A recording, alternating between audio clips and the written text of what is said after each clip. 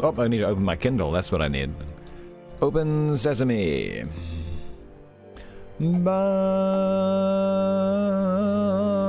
Oh boy, I got a little wobble in the old vocals there. Still warming up. Still, actually, you know, I've not done my warm-up exercises today. Have not. Might be a little squirrely. We'll see what's going on. What's up there, Voda? What's going on, man? Voda's here. The live stream is saved. It's gonna be a great day. It's gonna be a great week. Thank you for being here.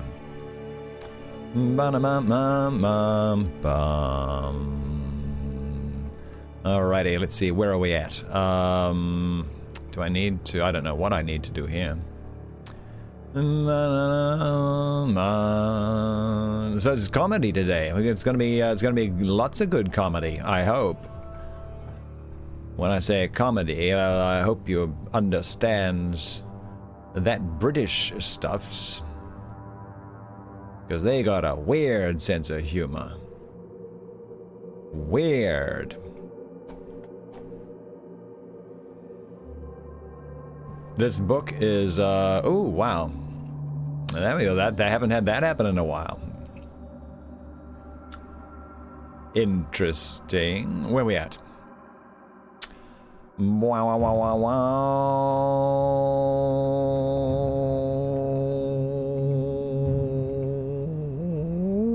Oh, yeah. Wow. It's going to be a little rough start today. I can already tell that. Hey, Shadow we're going to... Ishbrotu Toad is here. Good. When is Ishbrotu Toad not here? That's what I want to know. What'd you end up playing last night there, Mr. Brote Toad? Rhymes with goat.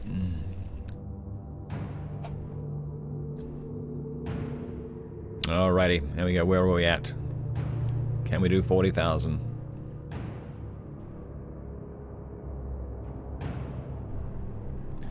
Do. Yes, we can. Do. Yes, we can. No. Let's see. I'm probably missing my normal tabs that I have open. I've just been a little disorganized recently. A little disorganized. That's okay. I think we all have. I think we've been all a little distracted, a little off our main game, as it were. But that's all right. That's all right. We're going to get focused. We're going to get focused back on our book. It's going to be good. It's going to be a lot of fun. Let's see, does my hair look presentable? I don't know, let's take a quick little peek. I know it'll have to do. There we go. Maybe I should get one of those things that Shatner's got.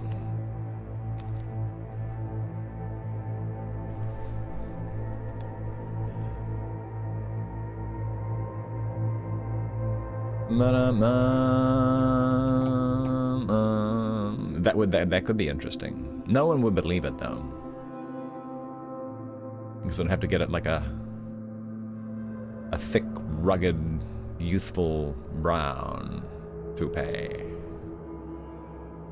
No one would believe it. No, maybe they would. Well, maybe I should just be happy with what I got. I don't know. I don't know. There's a lot to be said for being happy with what you got. That's all I can say. That's right, being happy with the mix of love as well. Thank you, Blitzberg. Good morning, good morning.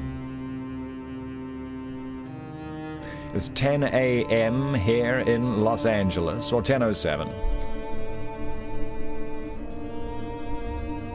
Skate Park Jimmy, what's going on, my man?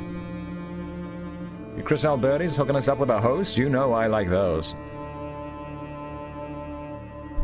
But we're doing well. We're doing well. Good morning, Chris. Chris, we read your requested part. We'll talk about that in just a minute. We're just catching up on a couple of things here. Catching up, like, where's my coffee? Lana War, lurking the day away. Always good to see you. Enjoy the stream in the background there while you do what you need to do. Well, that's right, and there we are. That is, wow. It's still an awesome, it's still an awesome opening theme. It does. I might need to change it to something a little more upbeat, though. You know, just for, you know, what we're doing right now. It starts off with a pretty mournful tolling of bells, this particular track by Doors in the Labyrinth. But, it's still pretty fun. Ooh, an auto host. Auto host from the Devil Fist. Nice, nice. I like those. That's them right there. Yeah, the link is in the chat. You can listen to one of their albums for free up on Spotify. Yeah, a very good friend of the stream they are. Anyway, thank you for being here. It's been a pretty full weekend, a pretty busy weekend. Anyway, yesterday I just noticed I haven't updated the name of the book that we're reading, but yeah, yesterday. Well, actually, technically Saturday. Saturday was World Poetry Day, and to be honest, like when I saw that hashtag trending on Twitter, I was like, oh no, this is like the one day of the week that we don't actually have a book club. And then I was like, we can do it on Sunday. We can do it on Sunday. I'm sure no one will mind. And even, you know, there are so many of these days. I'm sure like a lot of them are not actual real official World Poetry Day. I'm not quite sure exactly what that means or who it's sponsored by or what have you. I think a lot of these days might be spontaneous hashtags coming up where someone's just like, you know, I wouldn't mind a few recommendations of books of poems to read. Because I do, you know, I think we all have a little more time on our hands right now than we normally would. And then it just kind of like went viral from there. That's my theory. Someone just wanted some poem recommendations, made up the hashtag. It's totally World Poetry Day. Yeah. Oh, yeah. Let's talk about, yeah. And you know, everyone's got enough time on their hands to just run with it. There you go. Boom, instant hashtag. That's how Twitter works. That's my theory. Oh, Mrs. Shadow says hello. She's making you guys pizza. What? I can't even get pizza delivered here. What day is Carrington Day? That's what I want to know. Well, you know what? Every day that I'm streaming is Carrington Day. How about that? I get lots of Carrington Days. Yeah. And when you guys show up and participate and join on in and on the stream there, it's your day as well. Yeah. There we go. All right, so anyway, yesterday we did World Poetry Day. Oh yeah, so I put out in a tweet and Discord if anyone had any special requests that they wanted to hear, send them in. So they did. Several people did. We had actually we had two pieces by Edgar Allan Poe. So I spread them apart. We had actually, and then yeah. And then later on, when we ran out of stuff to read, Shadowtronics was like, oh yeah, and read that other one by Edgar Allan Poe. Edgar Allan Poe is real popular around here. You guys are a bunch of gloomy emo goths. And that's all I know. Good Lord, you're probably drinking your coffee right now while putting on your black eyeshadow. Putting on those dark overcoats, trench coats. Yeah, that's right. When you wake up in the morning, you stretch out of them coffins. Yeah, alrighty. Hey, morning, Metal Guru. Good morning, Metal Guru. Yeah. Anyway, so we ended up doing 3 pieces of that. But here's the thing. We also had other pieces. Actually, if I scroll back a bit, I made a little list of what they were. We had, oh yeah. We had, Tillable Cat requested The Highwayman by Alfred Noyes. Chris Alberti requested Alone by Edgar Allan Poe. I think we started with that one. Maybe, yeah. That was pretty good. Very, very dark ending, though, Chris. Very dark ending. Good gracious. If by Rudyard Kipling. That was requested by Lucid Gamester. That was pretty good.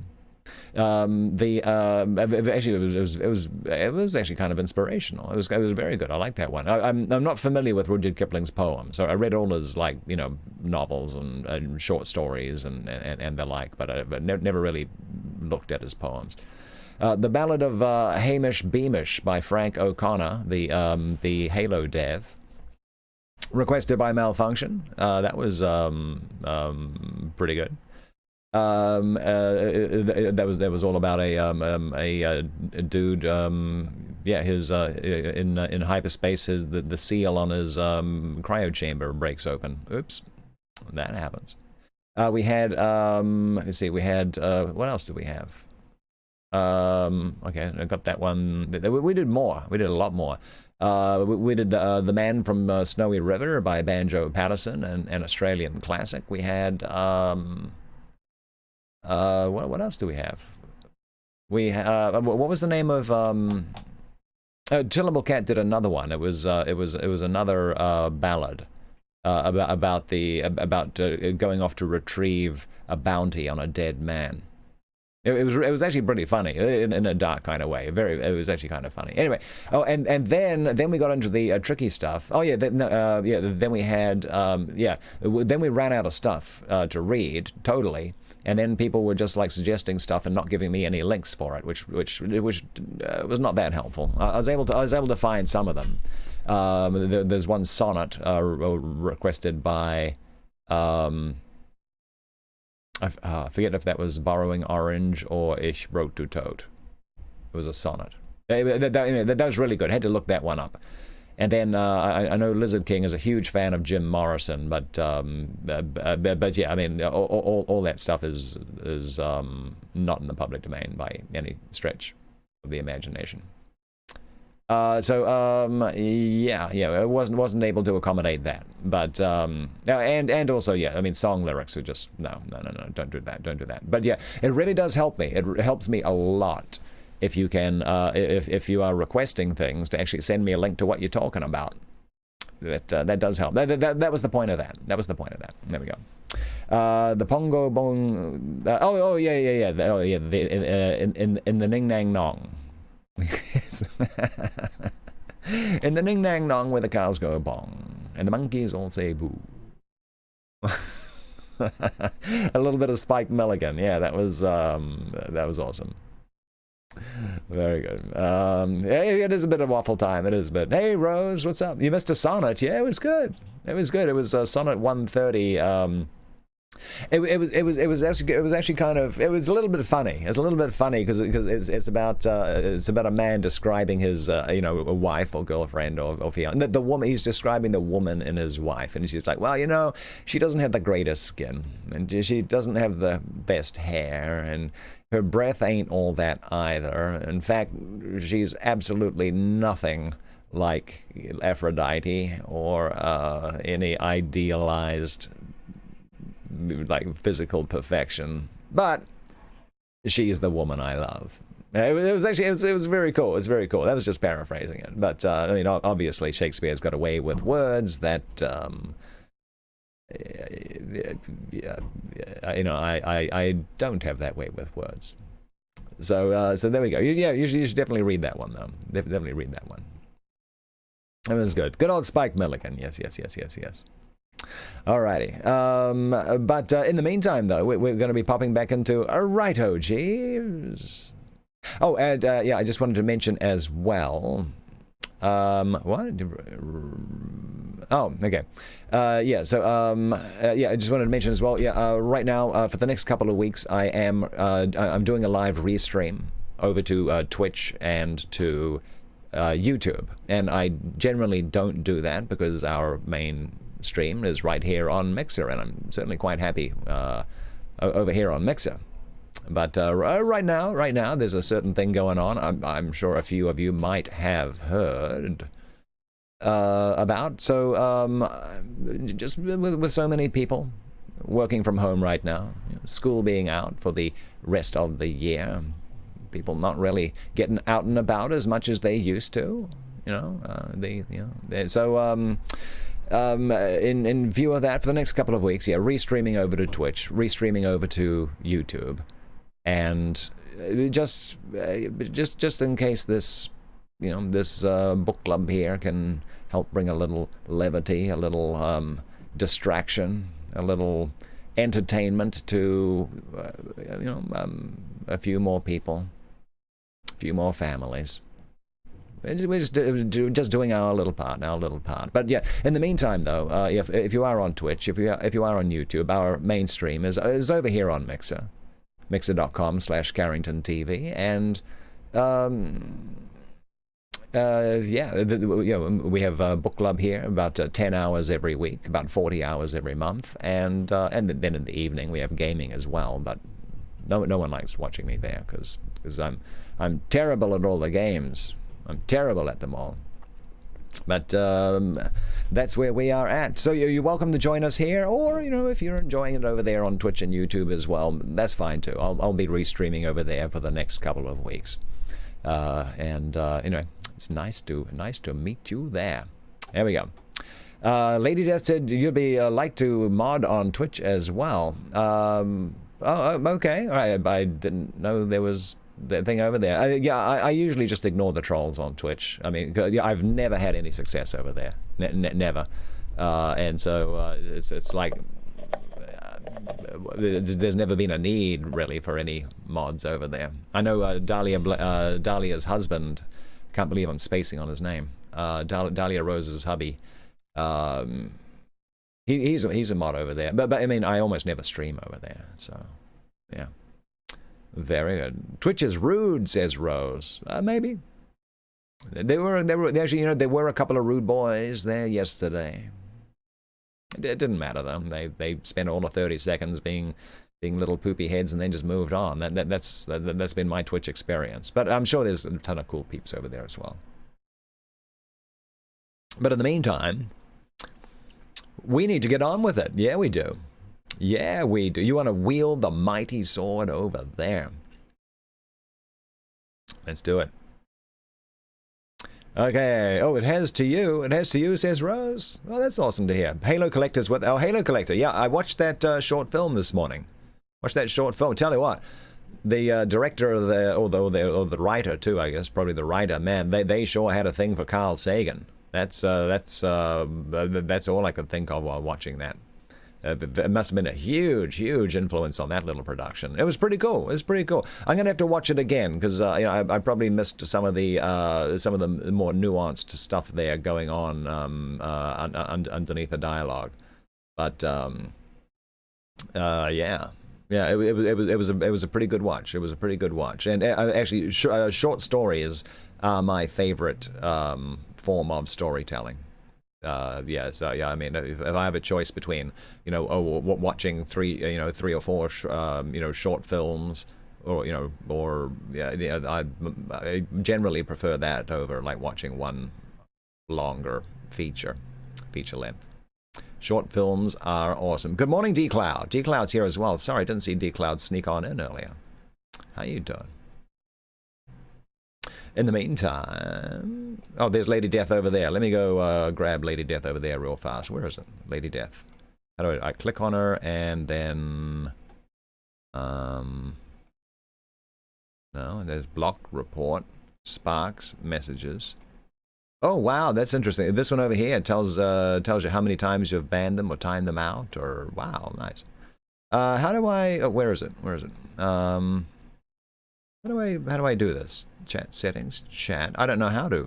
How do I do that? No. I don't know how to make you a mod over there. Show mod. Oh, show mod actions. That's nice.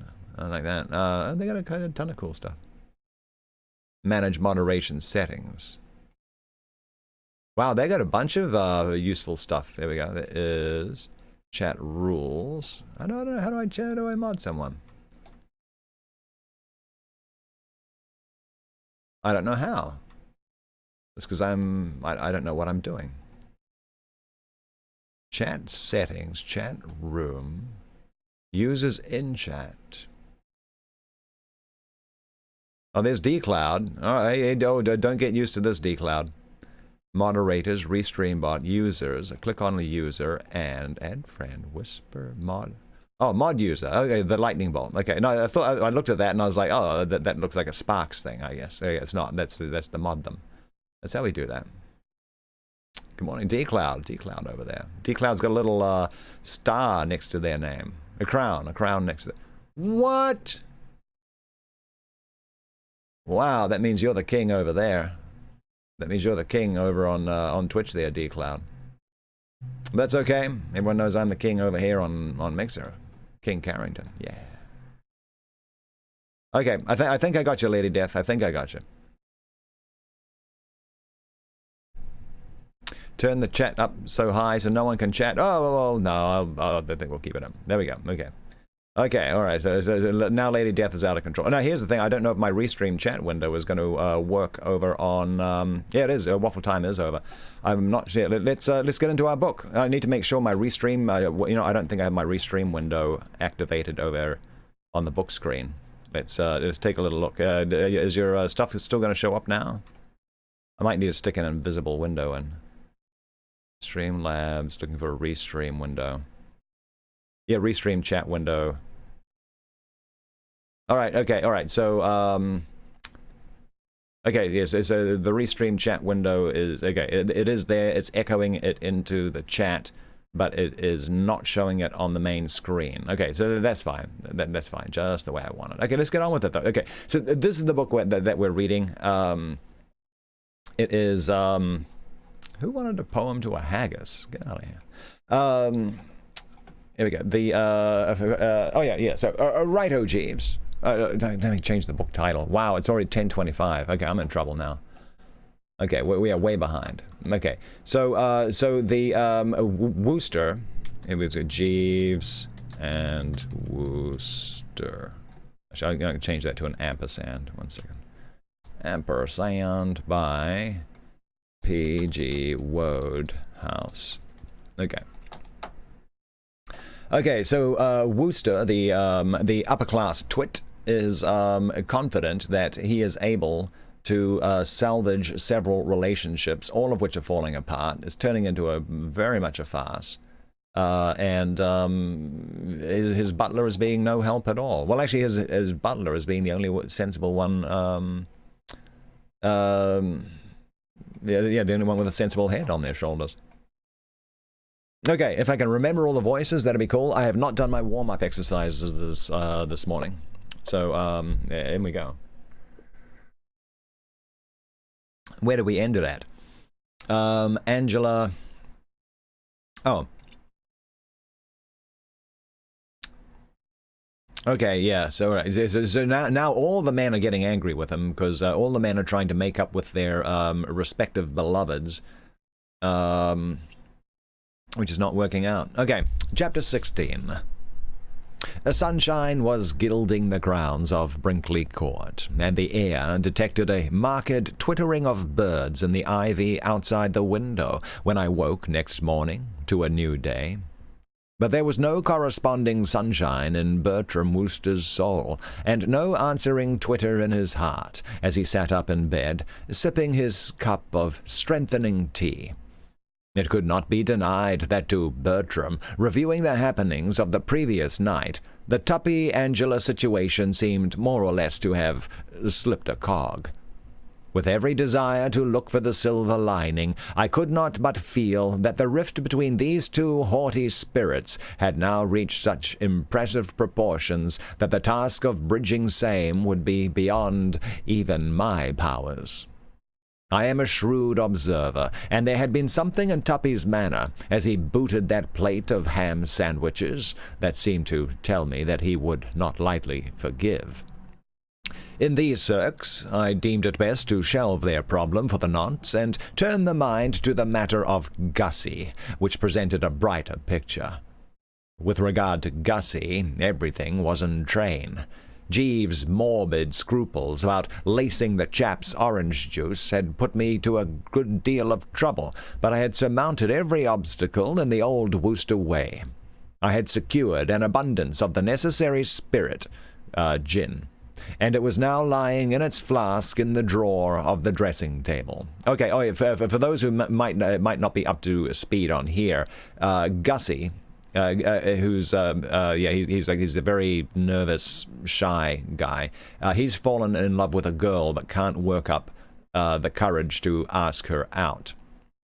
So Wooster, the upper-class twit, has decided that he's going to spike his regular orange juice with gin, so just to help him loosen up a little. Give him some of that old liquid courage to get over that hurdle of asking a girl out. At the same time, this Gussie is also supposed to be giving a speech at a medal awarding ceremony at some local school. Yeah, it's complicated. Okay, so that's where we are. So that's what that's the spirit that he's talking about. Oh, and of course, Jeeves, the butler, has told Bertram Wooster that that's probably going to be a pretty terrible idea. But what does Jeeves know, right? I had secured an abundance of the necessary spirit, and it was now lying in its flask in the drawer of the dressing table. I had also ascertained that the jug, duly filled, would be standing on a shelf in the butler's pantry round about the hour of 1.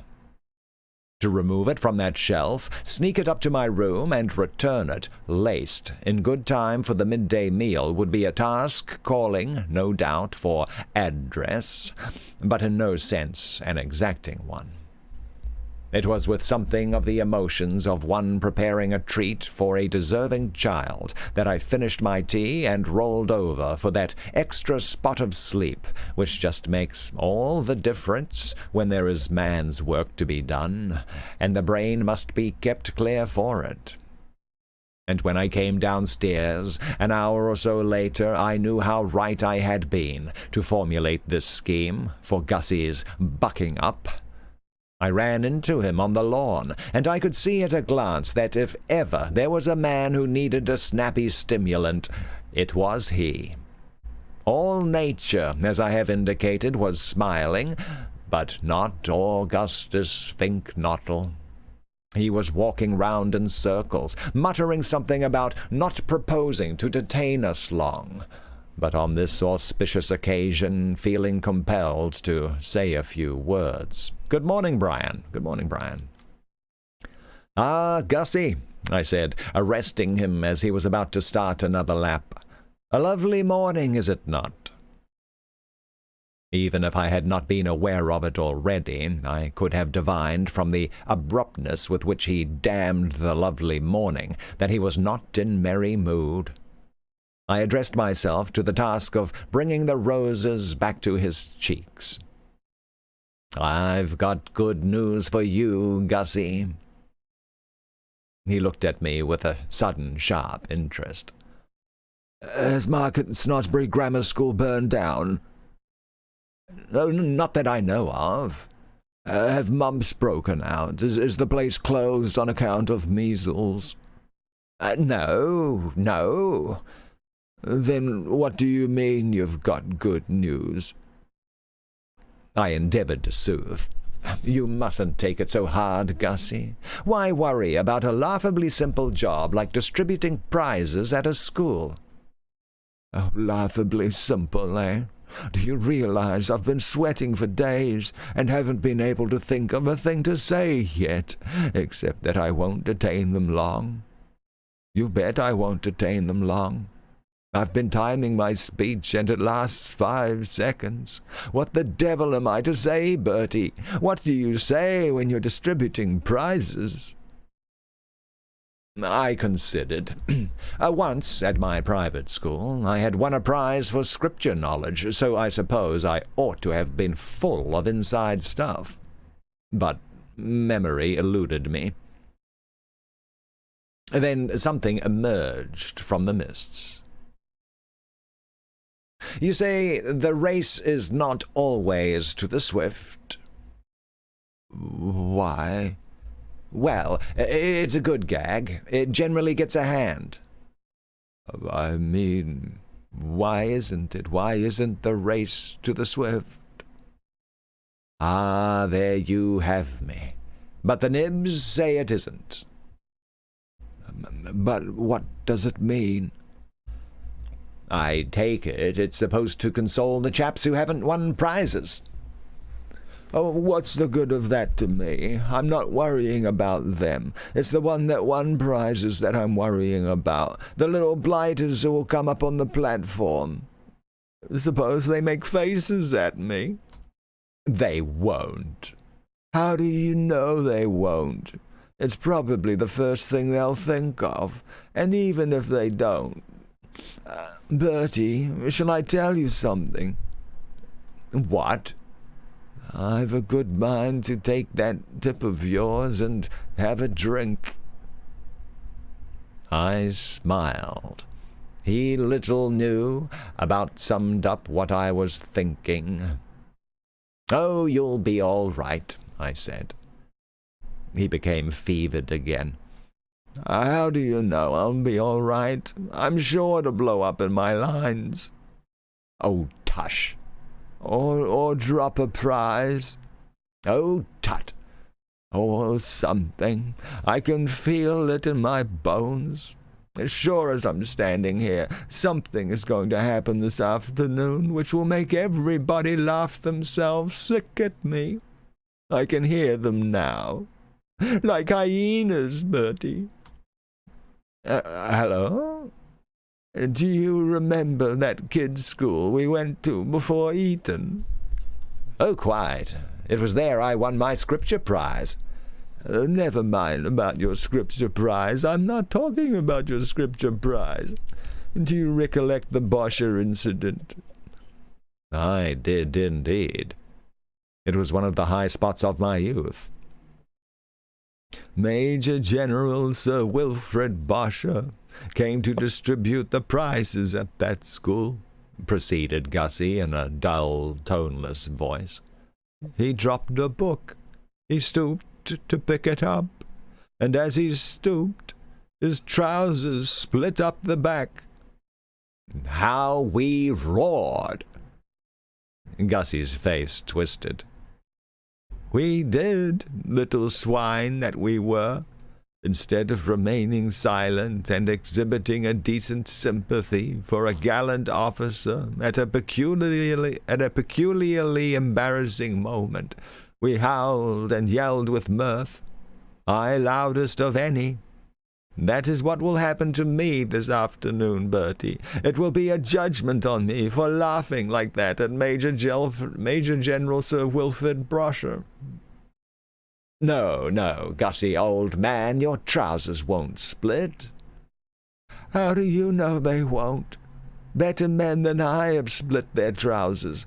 General Bosher was a DSO, with a fine record of service on the northwestern frontier of India, and his trousers split. I shall be a mockery and a scorn, I know it, and you, fully cognizant of what I am in for, come babbling about good news. What news could possibly be good to me at this moment, except the information that bubonic plague has broken out among the scholars of Market Snodsbury Grammar School, and that they're all confined to their beds with spots? The moment had come for me to speak. Good morning, Mike's Dentures, good morning. The moment had come for me to speak. I laid a hand gently on his shoulder. He brushed it off. I laid it on again. He brushed it off once more. I was endeavoring to lay it on for the third time, when he moved aside and desired, with a certain petulance, to be informed if I thought I was a ruddy osteopath. It's an osteopath. That's a doctor, right? Oh, a branch of medical practice that emphasizes the treatment of medical disorders through the manipulation and massage of the bones, joints, and muscles. I was endeavoring to lay it on for the third time, when he moved aside and desired, with a certain petulance, to be informed if I thought I was a ruddy osteopath. I found his manner trying, but one has to make allowances. I was telling myself that I should be seeing a very different Gussie after lunch. When I said I had good news, old man, I meant about Madeline Bassett. The febrile gleam died out of his eyes to be replaced by a look of infinite sadness. You can't have good news about her. I've dished myself there completely. Oh, not at all. I'm convinced that if you take another whack at her, all will be well." And, keeping it snappy, I related what had passed between the Basset and myself on the previous night. "So all you have to do is play a return date, and you cannot fail to swing the voting. You are her dream man." He shook his head. "No." "What?" "No use." "What do you mean?" "Not a bit of good trying." "But I tell you, she said so in so many words." "It doesn't make any difference. She may have loved me once. Last night will have killed all that." "Of course it won't." "It will. She despises me now." "Not a bit of it. She knows you simply got cold feet." "And I should get cold feet if I tried again. It's no good, Bertie. I'm hopeless, and there's an end of it. Fate made me the sort of chap who can't say bo to a goose." "It isn't a question of saying bo to a goose. The point doesn't arise at all. It's simply a matter of—" I know. But it's no good. I can't do it. The whole thing is off. I'm not going to risk a repetition of last night's fiasco. You talk in a light way of taking another whack at her, but you don't know what it means. You have not been through the experience of starting to ask the girl you love to marry you, and then finding yourself talking about the plum-like external gills of the newly born newt. It's not a thing you can do twice. No, I accept my destiny. It's all over. And now, Bertie, like a good chap, shove off. I want to compose my speech. I can't compose my speech with you mucking around. If you're going to continue to muck around, at least give me a couple of stories. The little hellhounds are sure to expect a story or two." Do you know the one about— No good. I don't want any of your off-color stuff from the drone smoking room. I need something clean, something that will be a help to them in their afterlives. Not that I care a damn about their afterlives, except that I hope they all choke."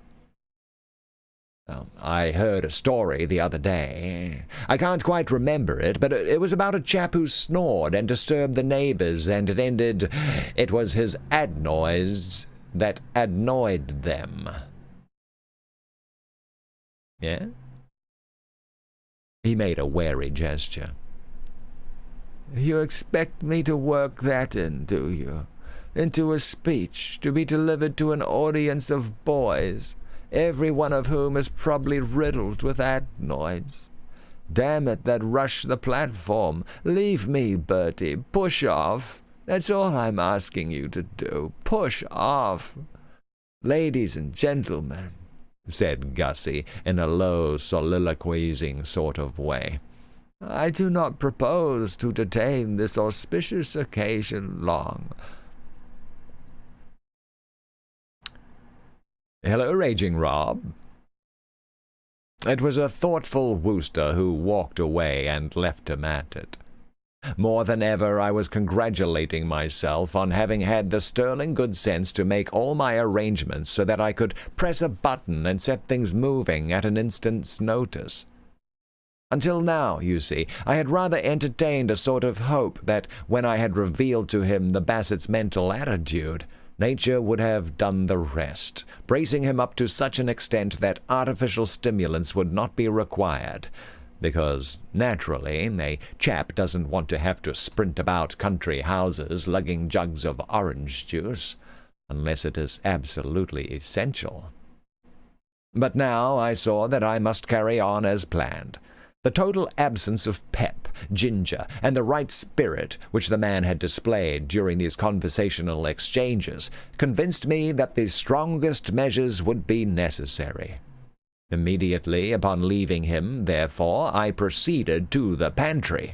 waited till the butler had removed himself elsewhere, and nipped in and secured the vital jug. A few moments later, after a wary passage of the stairs, I was in my room, and the first thing I saw there was Jeeves, fooling about with trousers. He gave the jug a look, which, wrongly, as it was to turn out, I diagnosed as censorious. I drew myself up a bit. I intended to have no rot from the fellow. Pausing right here. Mike Stench has just heard from your pal who works at Royal Air Force Warrington that 6 Chinooks have today been fitted with crop duster arms. You think they're going to spread disinfectants over cities once every night around midnight?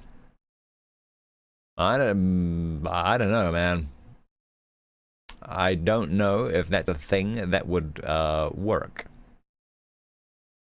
I don't know. I would definitely be looking for official sources pertaining to that. Good morning, Ordained Pit. Book club. Yeah, book club is in the morning. Actually, it's been in the morning ever since January 1st. Yeah. Yeah, at the beginning of this year, I changed book clubs into the morning. I still game in the evenings. So, I just read for like 2.5 hours, and then I get back to work, and then I can start gaming earlier and get to bed earlier. There we go. That's why I did that. It's 7 a.m. where you are. Oh, you know what? I bet that's because our daylight savings time has already kicked in, and it doesn't match the rest of the world's anymore, because that's the way George Bush II made it.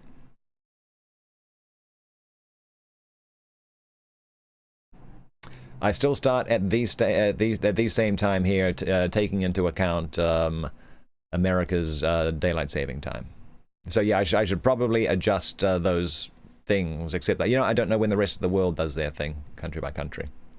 So it starts 6 a.m. there now? Oh, wow. Okay. Well, when does your daylight saving kick in?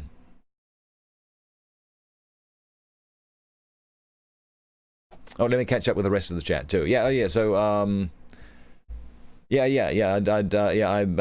don't know how practical a plan that would be, Mike's Dentures. So I would definitely be maybe a little skeptical. Kind of sounds rumorishy, and it doesn't sound feasible, at least to me. Let's see. D-Cloud's here, throwing down some stickers. I dig them. Thank you. Raging Rob hooked us up with a host. Thank you for that. Yes. Oh, where am I? Oh, my notifications are not on. Oh, boy. Tillable Cat, a D.O., Doctor of Osteopathy, rather than M.D. in the U.S. Ah, okay. Yeah, it's been a long time since I've been with these. Brian popped in earlier, hooked us up with a host as well. Thank you for that. I can't get enough of those hosters, by the way. Shadowtronics, your state just went full lock. Yeah, well. Schools closed for the rest of the year. Yeah. Ordered everything but grocery stores to shut down. Yes. Yeah, it's tell you what. I mean, it's this. Yeah. Yeah, it's the kind of thing which should have been handled at the top level. All the states, like, and even some states, they're just like doing it county by county, and some cases even city by city. Even all of them just trying to figure out what they're trying to do individually. It's not as helpful as it could have been by a I don't want to get into the politics of it, but yeah, everything should have been much more coordinated, and that only happens from the top. That's all I'm saying. All right.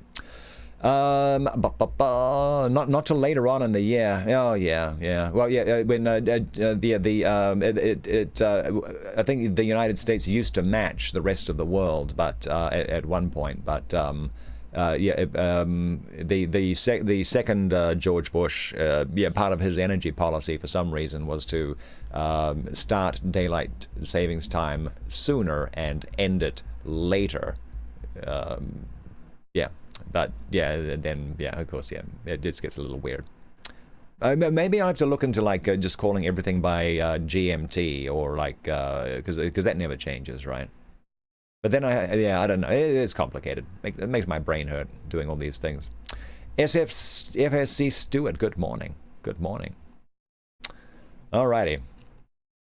In September and April, yeah. That's when the rest of the world pretty much does it. Zulu time.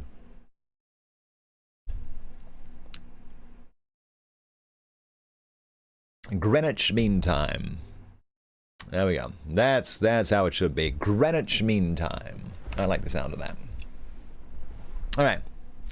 Let's get back to our back to our book. I think I got caught up with the chat here. Here we go. Oh, no, let me turn on my notification because I don't know why I turned them off. Is this the one? Oh, that's my social. Oh, that's turned off as well. That's weird. Where is it? Yeah, where's my Pixel chat events list? There, it's on, but it's not working. Why is it not working? Is any of my Pixel chat stuff working? I don't need to be logged in, do I? I am logged in.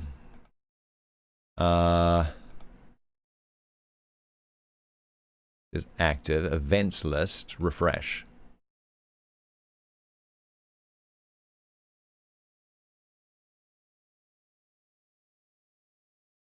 Huh. Yeah, there should be on the top right-hand corner. My events list should be. I don't know. I don't know. Don't know why. It's okay. It's okay. We'll figure it out later. We'll figure it out. That's not important. They do. Yeah, but the thing in the top right corner should be. The little bars on the top right corner which show like the most recent events and stuff like that. They're supposed to be there, but I don't know why it's not showing up. Yeah. Oh, been playing Anthem? Well, Dane Pitt's been playing Anthem. Now that's a name I've not heard in a long time. Very long time. All right, let's get back on with our book. Uh-oh. I think everyone was trying to see what was up with the notifications here. Lady Death has got some word games going on. There we go. Yeah, I've never played it. I never played it. It looked like a lot like Destiny to me, and like Destiny never got my attention either. But I know a lot of people were looking forward to it, and then it had like a great launch, and then like 2 weeks later, it was like, I don't know what happened to it. Yeah. But yeah, I mean, yeah, if it looks like a great game for like the Destiny crowd. And from what I heard, that they're trying to like rework it somehow. I'm not exactly sure what that means, but yeah, the devs are revamping it with more stuff to come. So hopefully it'll take off again, because I know they spent a ton of money on that one. All right,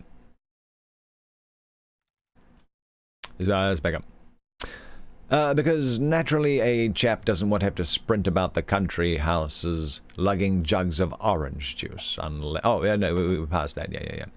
Back up to his room, Jeeves looks at the jug of juice. He gave the jug a look which, wrongly, as it turned out, I diagnosed as censorious. I drew myself up a bit.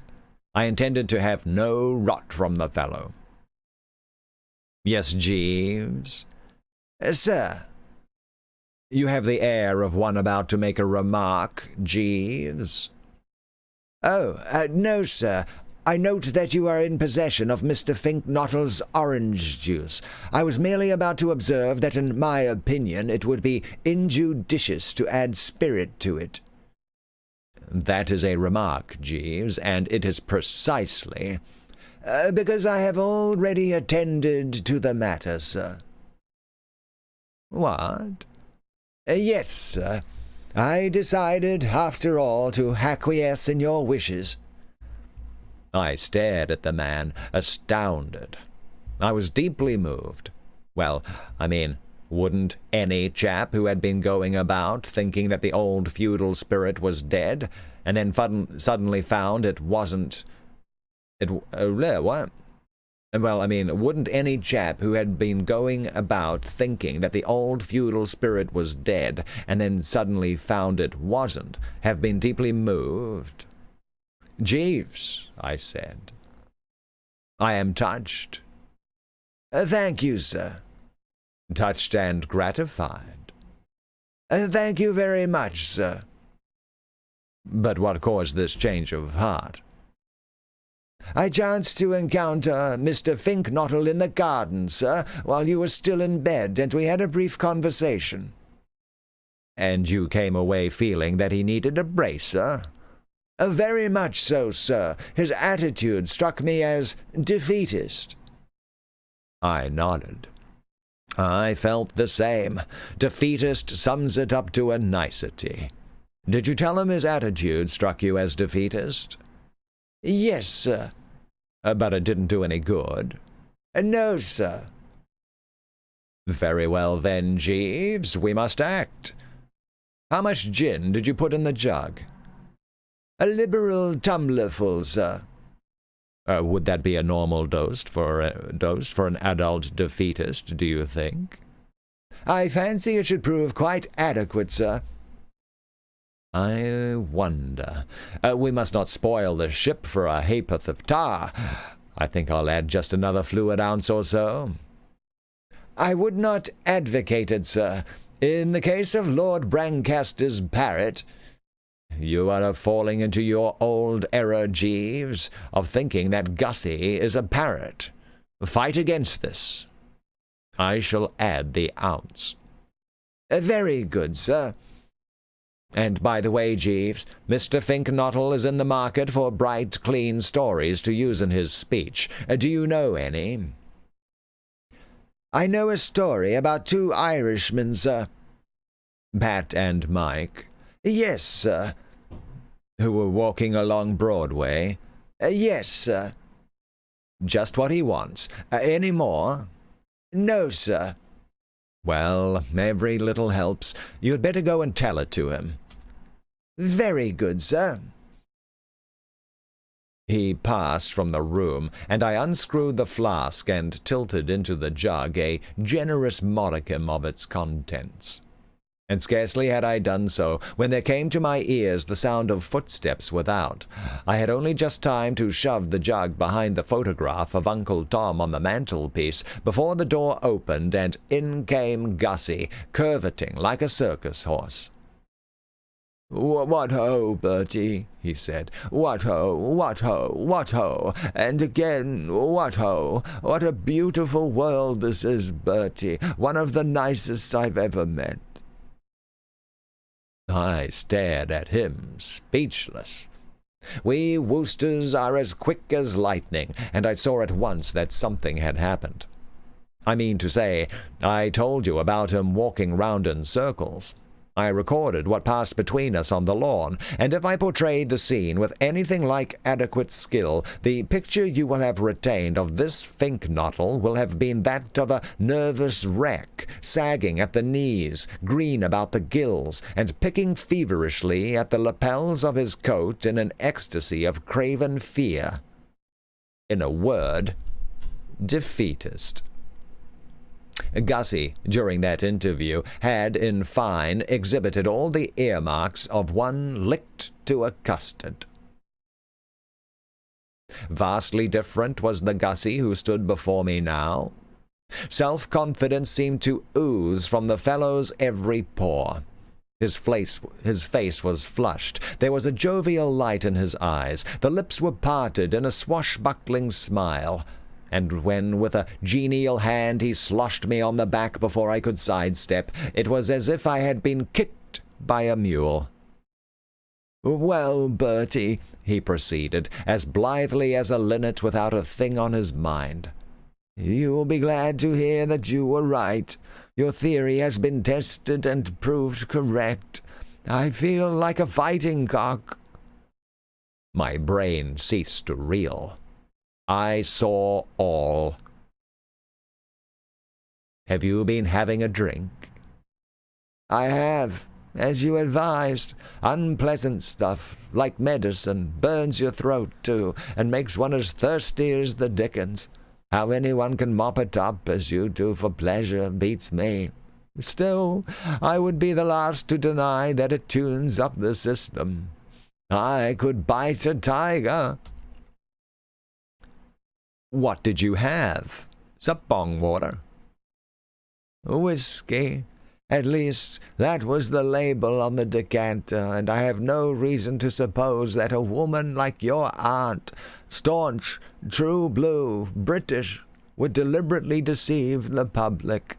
If she labels her decanters whiskey, then I consider that we know where we are." "A whiskey and soda, eh? You couldn't have done better." "Soda," said Gussie thoughtfully. "I knew there was something I had forgotten." "Didn't you put any soda in it?" "It never occurred to me. I just nipped in the dining room and drank out the decanter." "How much?" "Oh, about 10 swallows. 12, maybe, or 14. Say 16 medium-sized gulps. Gosh, I'm thirsty." He moved over to the washstand and drank deeply out of the water bottle. I cast a covert glance at Uncle Tom's photograph behind his back. For the first time since it had come into my life, I was glad that it was so large. It hid its secret well. If Gussie had caught sight of that jug of orange juice, he would unquestionably have been put on it. Oh, he would unquestionably have been onto it like a knife. "Well, I'm glad you're feeling braced," I said. He moved buoyantly from the wash-hand station. Man, okay, I'm just going to take a minute here, a bit of coffee here, catch up with chat and the like. But, yeah, I'm stumbling over a few things right now. Man, it is straight whiskey. 16 gulps. Alrighty. Oh, we got a follow from Bongwater. Very nice. Oh, the voice is amazing. Well, thank you. That's very kind, Mr. Bongwater. Okay, we got some we got some trivia stuff going on. Very nice, very nice. Very cool. Anyone getting this? Oh, Deadly Test. Sorry, I didn't see Deadly Tester pop on in. Good morning. Good morning, Deadly Tester. How you doing? Okay, Ordained Pit, yeah, Anthem was really glitchy at the start, but it's gotten a lot better. Okay, cool. Alrighty. Ooh. My recent activity bar is... Oh, it is working. I don't know why it wasn't working. Yeah, I think the dude at AC Pixel, he's adding so much stuff into it there that I think that sometimes it's starting to impact some of the other stuff he's doing. I hope, yeah, he's I hope it's not going to get to a level where it actually starts to break under its own weight. Very good. Okay, so we're back in business with the activity bar. Okay, I'm good to go. Here we go. Let's do it. Okay, so now Gussie is drunk as a skunk. No. It hid its secret well. If Gussie had caught sight of that jug of orange juice, he would unquestionably have been onto it like a knife. Well, I'm glad you're feeling braced, I said. He moved buoyantly from the wash-hand stand and endeavored to slosh me on the back again. Foiled by my nimble footwork, he staggered to the bed and sat down upon it. Braced. Did I say I could bite a tiger? You did. Make it 2 tigers. I could chew holes in a steel door. What an ass you must have thought me out there in the garden. I can see now you were laughing in your sleeve. No. Yes, insisted Gussie. That very sleeve, he said, pointing. And I don't blame you. I can't imagine why I made all that fuss about a potty job like distributing prizes at a rotten little country grammar school. Can you imagine, Bertie? Exactly. Nor can I imagine. There's simply nothing to it. I just shin up on the platform, drop a few gracious words, hand the little blighters their prizes. Oh, hang on.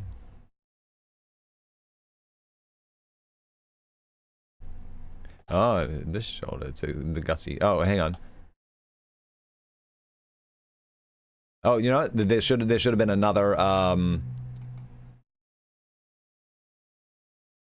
okay, right here. There's supposed to be okay, exactly as Bertram, and then it should pop back to the other guy. Okay, I can't imagine why I've made all that. Okay, the grammar's wrong. I can't imagine why I made all that fuss about a potty job like distributing prizes at a rotten little country grammar school. Can you imagine, Bertie? Exactly. Nor can I imagine. There's simply nothing to it. I just shin up on the platform, drop a few gracious words, hand the little blighters their prizes, and hop down again, admired by all, not a suggestion of split trousers from start to finish. I mean, why should anybody split his trousers? I can't imagine. Can you imagine? No. Nor can I imagine. I shall be a riot. I know just the sort of stuff that's needed. Simple, manly, optimistic stuff, straight from the shoulder. This shoulder, said Gussie, tapping. Why I was so nervous this morning, I can't imagine. For anything simpler than distributing a few footling books to a bunch of grimy-faced kids, I can't imagine. Still, for some reason, I can't imagine. I was feeling a little nervous, but now I feel fine, Bertie. Fine, fine, fine. And I say this to you as an old friend, because that's what you are, old man, when all the smoke is cleared away. An old friend. I don't think I've ever met an older friend. How long you been an old friend of mine, Bertie? Oh, years and years. Oh, imagine. Though, of course, there must have been a time when you were a new friend. Oh, hello, the luncheon gong. Come on, old friend. And rising from the bed like a performing flea, he made for the door. I followed rather pensively. What had occurred was, of course, so much velvet, as you might say. I mean, I had wanted a braced finknottle. Indeed, all my plans had a braced finknottle as their end and aim, but I found myself wondering a little whether the finknottle now sliding down the banister wasn't perhaps a shade too braced. His demeanor seemed to me that of a man who might quite easily throw the bread about at lunch. Fortunately, however, the settled gloom of those around him exercised a restraining effect upon him at the table. It would have needed a far more plastered man to have been rollicking at such a gathering. I had told the Basset that there were aching hearts in Brinkley Court, and it now looked probable that there would shortly be aching tummies. Anatole, the chef, I learned, had retired to his bed with a fit of the vapors, and the meal now before us had been cooked by the kitchen maid, as C3 a performer as ever wielded a skillet. This, coming on top of their other troubles, induced in the company a pretty unanimous silence, a solemn stillness, as you might say, which even Gussie did not seem prepared to break. Except, therefore, for one short snatch of song on his part. Nothing untoward marked the occasion, and presently we rose, with instructions from Aunt Dahlia to put on festal raiment, and be at Market Snodsbury not later than 3:30. This leaving me ample time to smoke a gasper or two in a shady bower beside the lake, I did so, repairing to my room round about the hour of 3. Jeeves was on the job, adding the final polish to the old topper, and I was about to apprise him of the latest developments in the matter of Gussie when he forestalled me by observing that the latter had only just concluded an agreeable visit to the Wooster bedchamber. I found Mr. Finknottle seated here when I arrived to lay out your clothes, sir. Indeed, Jeeves. Gussie wasn't here, was he? Yes, sir. He left only a few moments ago. He's driving to the school with Mr. and Mrs. Travers in the large car. Did you give him your story of the two Irishmen? Oh, yes, sir. He laughed heartily. Good. Have you any other contributions for him? I ventured to suggest that he might mention to the young gentleman that education is a drawing out, not a putting in. The late Lord Brancaster was much addicted to presenting prizes at schools, and he invariably employed this dictum. And how did he react to that? He laughed heartily, sir. This surprised you, no doubt, this practically incessant merriment, I mean. Yes, sir. You thought it odd in one who, when you last saw him, was well up in Group A of the defeatists? Oh, yes, sir. There is a ready explanation, Jeeves. Since you last saw him, Gussie has been on a bender. He's as tight as an owl. Indeed, sir. Absolutely. His nerve cracked under the strain, and he sneaked into the dining room and started mopping the stuff up like a vacuum cleaner. Whiskey would seem to be what he filled the radiator with. I gather that he used up most of the decanter. Golly, Jeeves, it's lucky he didn't get that laced orange juice on top of that, what? Extremely, sir. I eyed the jug. Uncle Tom's photograph had fallen into the fender, and it was standing there right out in the open, where Gussie couldn't have helped seeing it. Mercifully, it was empty now. It was a most prudent act on your part. It was a most prudent act on your part, if I may say so, sir, to dispose of the orange juice. I stared at the man. What? Didn't you? No, sir. Jeeves, let us get this clear.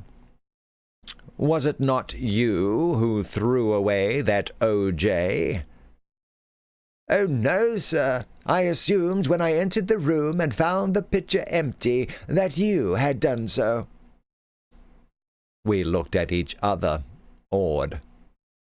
Two minds with but a single thought. I very much fear, sir. So do I, Jeeves. It would seem almost certain. Quite certain. Weigh the facts, sift the evidence. The jug was standing on the mantelpiece for all eyes to behold. Gussie had been complaining of thirst. You found him in here, laughing heartily. I think that there can be little doubt, Jeeves, that the entire contents of that jug are at this moment reposing on top of the existing cargo in that already brilliantly lit man's interior. Disturbing, Jeeves? Most disturbing, sir. Let us face the position, forcing ourselves to be calm. You inserted in that jug, shall we say, a tumblerful of the right stuff? Fully a tumblerful, sir. And I added of my plenty about the same amount. Yes, sir. And in 2 shakes of a duck's tail, Gussie, with all that lapping about inside him, will be distributing the prizes at Market Snodsbury Grammar School before an audience of all that is fairest and most refined in the county. Yes, sir. It seems to me, Jeeves, that the ceremony may be one fraught with considerable interest. Yes, sir. What, in your opinion, will the harvest be?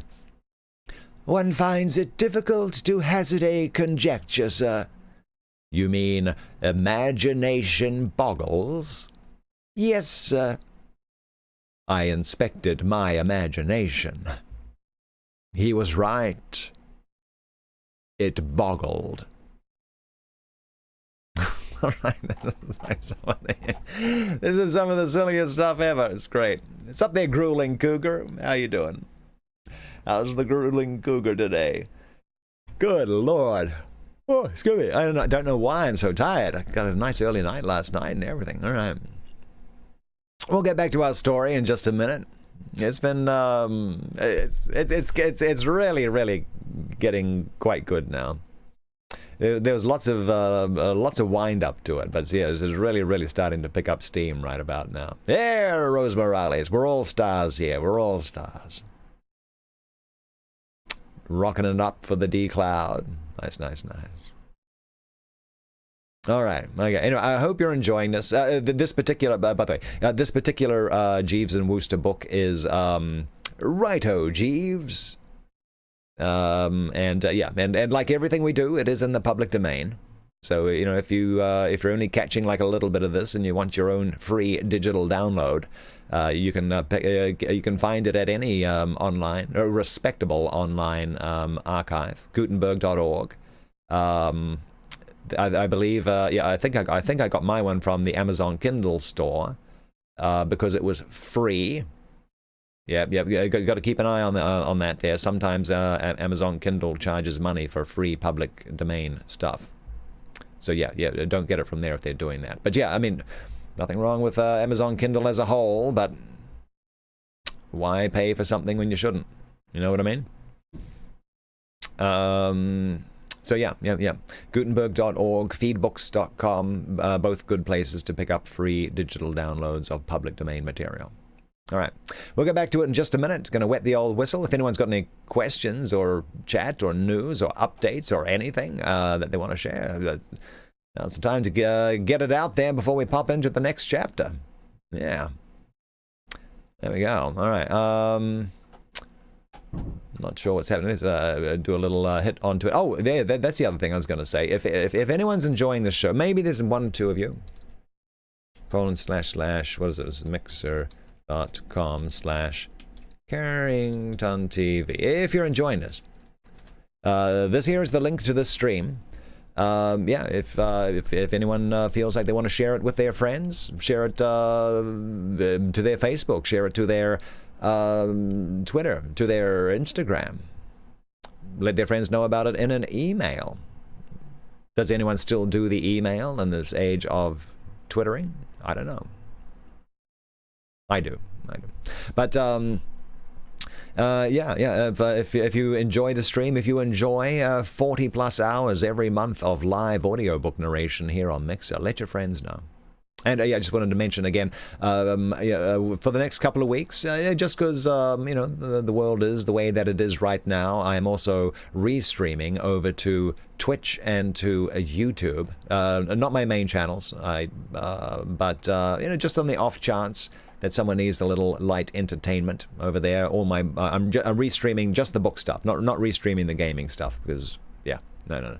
But over to Twitch and YouTube. So if you're enjoying it over there, hello. Our main stream is over here on Mixer, mixer.com/Carrington TV. Rose Morales misses letter writing. Yeah. Yeah, even like phone calls to people has taken a back seat to like texting and the like. Tillable Cat misses using sealing wax. Man, I remember when that whole Pony Express thing was so, oh boy, that was revolutionary. Yeah, good times. Good times. All right, let's see, where are we at? Okay, another little sip of the coffee. You decked out your letters? Yeah, letter writing is, it's a bit of a lost art form, I think. No, what was swack? I might know what it is, but sealed with a kiss. Oh, no, I know exactly what that is, but I've never seen it referred to as the acronym there. All right. Tillable Cat was a bit extra. Yep, sealing wax. And did you keep that you had your like your big ring on your finger there, which you'd have to take off and personally affix to the molten wax, so they would know it was you, know for sure it was you. That always seemed a bit silly. I mean, because anyone can make make the king's ring. And here's the thing: like, if you didn't know what the king's ring looked like, it's like it's not like you'd recognize the mark in the wax anyway. Oh, you used to decorate envelopes with cutout pictures, artwork, and sealing wax. Nice, very cool. Yeah, there was you couldn't send it to everyone like that. But to good friends and the like. Yeah, it was pretty fun, just like doodling on things. I wasn't that good. Oh, okay, all right. Executive Milk says I'm waffling. Okay, let's get on with it. We do. Executive Milk's like, I'm here for the storytelling. Gosh darn it! Enough of that waffling. Entertain me, he says. Entertain me. Yeah, have you never seen it before? Oh yeah. It goes back to an in-joke. Well, yeah, it's it's the sticker for what is it for? Oh yeah. Sometimes instead of like getting on with the show here, I get distracted by chat and just start waffling, and that's where like the whole waffle thing came from. So yeah, when I see a big string of waffles landing down, it's like, oh yeah, I'm supposed to be reading the book right now, not just like chit-chatting and talking about all the side things going on. All right. There used to be different ones, but yeah, about 2 weeks ago, J.R. Henning sent the first of a couple of stickers that he's working on there. The King Carrington, which replaced my old prototype thing, which I did myself, and then the waffle one here. And actually, I need to ask him about there's a couple more coming too, but I haven't followed up with him recently. I mean, everything's very, you know how things are right now. So yeah, I mean, I'm not, I can't, when J.R. Henning has the time to finish it, that's fine. But there's more stickers coming. Yeah, J.R. Henning, amazing. He's an amazing artist. Streams regularly here on Mixer as well. Yeah, just just an amazing all-round artist. Yeah. Here we go. Let's do it. Here for the waffles. What? Okay. Let us continue. We will continue. One second.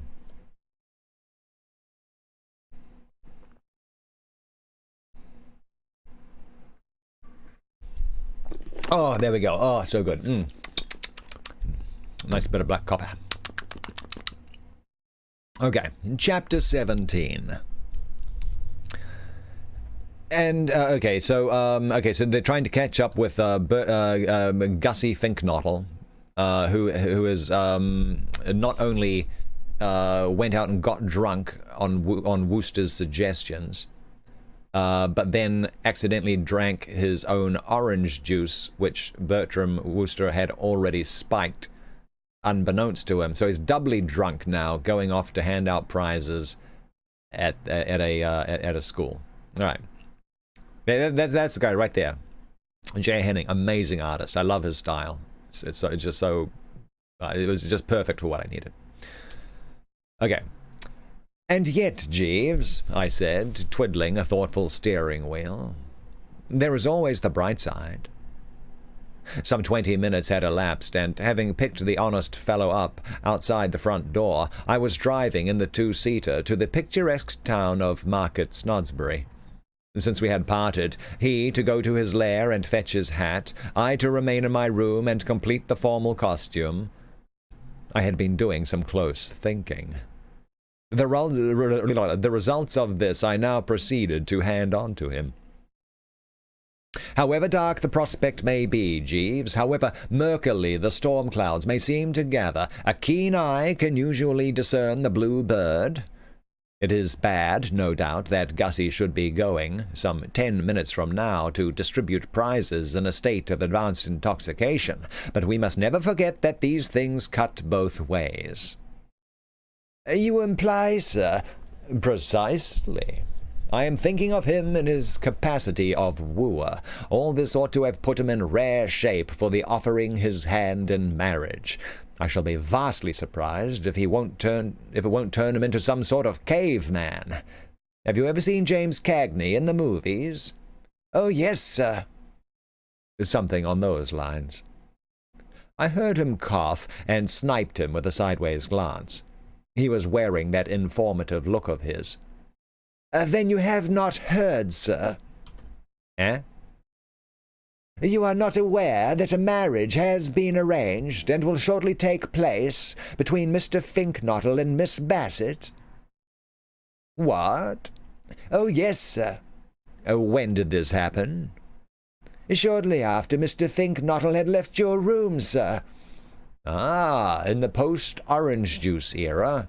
Oh, yes, sir. But are you sure of your facts? How do you know? My informant was Mr. Finknottle himself, sir. He appeared anxious to confide in me. His story was somewhat incoherent, but I had no difficulty in apprehending its substance. Prefacing his remarks with a statement that this was a beautiful world, he laughed heartily and said that he had become formally engaged. No details? No, sir. But one can picture the scene. Yes, sir. I mean, imagination doesn't boggle. No, sir. And it didn't. I could see exactly what must have happened. Insert a liberal dose of mixed spirits in a normally abstemious man, and he becomes a force. He does not stand around, twiddling his fingers and stammering. He acts. I had no doubt that Gussie must have reached for the Bassett and clasped her to him like a stevedore handling a sack of coals, and one could readily envisage the effect that sort of thing on a girl of romantic mind. Well, well, well, Jeeves. Yes, sir. This is splendid news. Yes, sir. You see now how right I was? Yes, sir. It must have been rather an eye-opener for you, watching me handle this case. Yes, sir. The simple, direct method never fails. No, sir. Whereas the elaborate does. Yes, sir. Right-ho, Jeeves. We had arrived at the main entrance of Market Snodsbury Grammar School. I parked the car and went in, well content. True, the Tuppy Angela problem still remained unsolved, and Aunt Dahlia's 500 quid seemed as far off as ever. But it was gratifying to feel that good old Gussie's troubles were over, at any rate. The grammar school at Market Snodsbury had, I understood, been built somewhere in the year 1416, and as with so many of these ancient foundations, there still seemed to brood over its great hall, where the afternoon's festivities were to take place, not a little of the fug of the centuries. It was the hottest day of the summer, and though somebody had opened a tentative window or two, the atmosphere remained distinctive and individual. In this hall the youth of Market Snodsbury had been eating its daily lunch for a matter of 500 years, and the flavor lingered. The air was a sort of heavy and languorous, if you know what I mean, with the scent of young England and boiled beef and carrots. Aunt Dahlia, who was sitting with a bevy of the local nibs in the second row, sighted me as I entered, and waved to me to join her, but I was too smart for that. I wedged myself in among the standees at the back, leaning up against a chap who, from the aroma, might have been a corn chandler or something of that order. The essence of strategy on these occasions is to be as near the door as possible. The hall was gaily decorated with flags and colored paper, and the eye was further refreshed by the spectacle of a mixed drove of boys, parents, and what-not, the former running a good deal to shiny faces and Eton collars, the latter stressing the black satin note rather when female, and looking as if their coats were too tight if male. And presently there was some applause, sporadic, Jeeves has since told me it was, and I saw Gussie being steered by a bearded bloke in a gown to a seat in the middle of the platform. And I confess that as I beheld him, and felt that there, but for the grace of God, went Bertram Wooster, a shudder ran through the frame. It all reminded me so vividly of the time I had addressed that girls' school. Of course, looking at it dispassionately, you may say that for horror and peril there is no comparison between an almost human audience like the one before me, and a mob of small girls with pigtails down their backs. And this, I concede, is true. Nevertheless, the spectacle was enough to make me feel like a fellow watching a pal going over Niagara Falls in a barrel, and the thought of what I had escaped caused everything for a moment to go black and swim before my eyes. When I was able to see clearly once more, I perceived that Gussie was now seated. He had his hands on his knees, with his elbows out at right angles. Oh boy, oh boy, oh boy. Boy, oh boy. Man, I was not expecting that. All right. I perceived that Gussie was now seated. He had his hands on his knees, with his elbows out at right angles, like a minstrel of the old school about to ask Mr. Bones why a chicken crosses the road, and he was staring before him with a smile so fixed and pebble-bleached that I should have thought that anybody could have guessed that there sat one in whom the old familiar juice was plashing up against the back of the front teeth. In fact, I saw Aunt Dahlia, who, having assisted at so many hunting dinners in her time, is second to none as a judge of the symptoms, giving a start and gaze, long and earnestly. Okay, I just need to check something real fast here. Real fast. Doop doop doo. Okay. Just the one. All right. In fact, I saw Aunt Dahlia, who, having assisted at so many hunting dinners in her time, is second to none as a judge of the symptoms, give a start and gaze, long and earnestly. And she was just saying something to Uncle Tom on her left when the bearded bloke stepped to the footlights and started making a speech. From the fact that he spoke as if he had a hot potato in his mouth, without getting the raspberry from the lads in the ringside seats, I deduced that he must be the headmaster. With his arrival in the spotlight, a sort of perspiring resignation seemed to settle on the audience. Personally, I snuggled up against the Chandler and let my attention wander. The speech was on the subject of the doings of the school during the past term, and this part of a prize-giving is always apt rather to fail to grip the visiting stranger. I mean, you know how it is. You're told that J.B. Brewster has won an exhibition for classics at Cat's, Cambridge, and you feel that it's one of those stories where you can't see how funny it is unless you really know the fellow. And the same applies to G. Bullitt being awarded the Lady Jane Wick Scholarship at the Birmingham College of Veterinary Science. In fact, I and the corn chandler, who was looking a bit fagged, I thought, as if he had had a hard morning chandling the corn, were beginning to doze lightly when things suddenly brisked up, bringing Gussie into the picture for the first time. "Today," said the bearded bloke, "we're all happy to welcome, as the guest of the afternoon, Mr. Fitzwaddle." At the beginning of the address, Gussie had subsided into a sort of daydream, with his mouth hanging open. About halfway through, faint signs of life had begun to show, and for the last few minutes he had been trying to cross one leg over the other, and failing, and having another shot, and failing again. But only now did he exhibit any real animation. He sat up with a jerk. "Think, Nottle," he said, opening his eyes. Fitznottle. Finknottle. I should say Finknottle. Of course you should, you silly ass, said Gussie genially. All right. Get on with it. And closing his eyes, he began trying to cross his legs again. I could see that this little spot of friction had rattled the bearded bloke a bit. He stood for a moment, fumbling at the fungus with a hesitating hand. But they make these headmasters of tough stuff. The weakness passed. He came back nicely and carried on.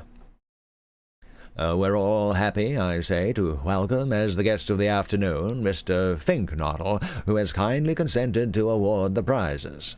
This task, as you know it, is one that should have devolved upon that well-beloved and vigorous member of our Board of Governors, the Reverend William Plomer, and we are all, I'm sure, very sorry that illness at the last minute should have prevented him from being here today. But if I may borrow a familiar metaphor if I may employ a homely metaphor familiar to you all, what we lose on the swings we gain on the roundabouts. He paused and beamed rather freely, to show that this was comedy. I could have told the man it was no use. Not a ripple. The corn chandler leaned against me and muttered, "Did he say?" But that was all. It's always a nasty jar to wait for the laugh and find that the gag hasn't got across. The bearded bloke was visibly discomposed. At that, however, I think he would have got by, had he not, at this juncture, unfortunately stirred Gussie up again. In other words, though deprived, Mr. Plomer, we have with us this afternoon Mr. Finknottle. I'm sure that Mr. Finknottle's name is one that needs no introduction to you. It is, I venture to assert, a name that is familiar to us all. Not to you, said Gussie. And the next moment I saw what Jeeves had meant when he had described him as laughing heartily. Okay, I think that's just kind of funny here because you can already tell that Wooster's already fled the scene, because there's been a couple of occasions here where he's making a point of saying that Jeeves has described what is happening here to him. And the next moment I saw what Jeeves had meant when he had described him as laughing heartily. Heartily was absolutely the mot juste. It sounded like a gas explosion. You didn't seem to know it so dashed well, what? Said Gussie. And reminded apparently by the word what of the word wattle, he repeated the latter some 16 times with a rising inflection. Wattle, wattle, wattle, wattle, he concluded. Righto, push on. But the bearded bloke had shot his bolt. He stood there, licked at last, and watching him closely, I could see that he was now at the crossroads. I could spot what he was thinking as clearly as if he had confided it to my personal ear. He wanted to sit down and call it a day. But the thought that gave him pause was that, if he did, he must then either uncork Gussie or take the Finknottle speech as read and get straight on to the actual prize-giving. It was a dashed tricky thing, of course, to have to decide on the spur of the moment. I was reading in the paper the other day about those birds who are trying to split the atom, the nub being that they haven't the foggiest as to what will happen if they do. It may be all right. On the other hand, it may not be all right. And pretty silly a chap would feel, no doubt, if, having split the atom, he suddenly found the house going up in smoke, and himself torn limb from limb. So, with the bearded bloke. Whether he was abreast of the inside facts in Gussie's case, I don't know, but it was obvious to him by this time that he had run into something pretty hot. Trial gallops had shown that Gussie had his own way of doing things. Those interruptions had been enough to prove to the perspicacious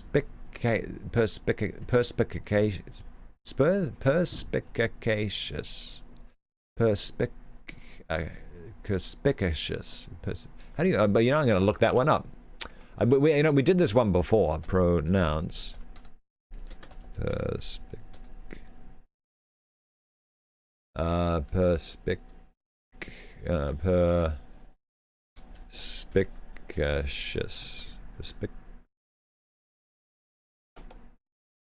Perspicacious. Perspicacious. Yes. That's always a hard word. That was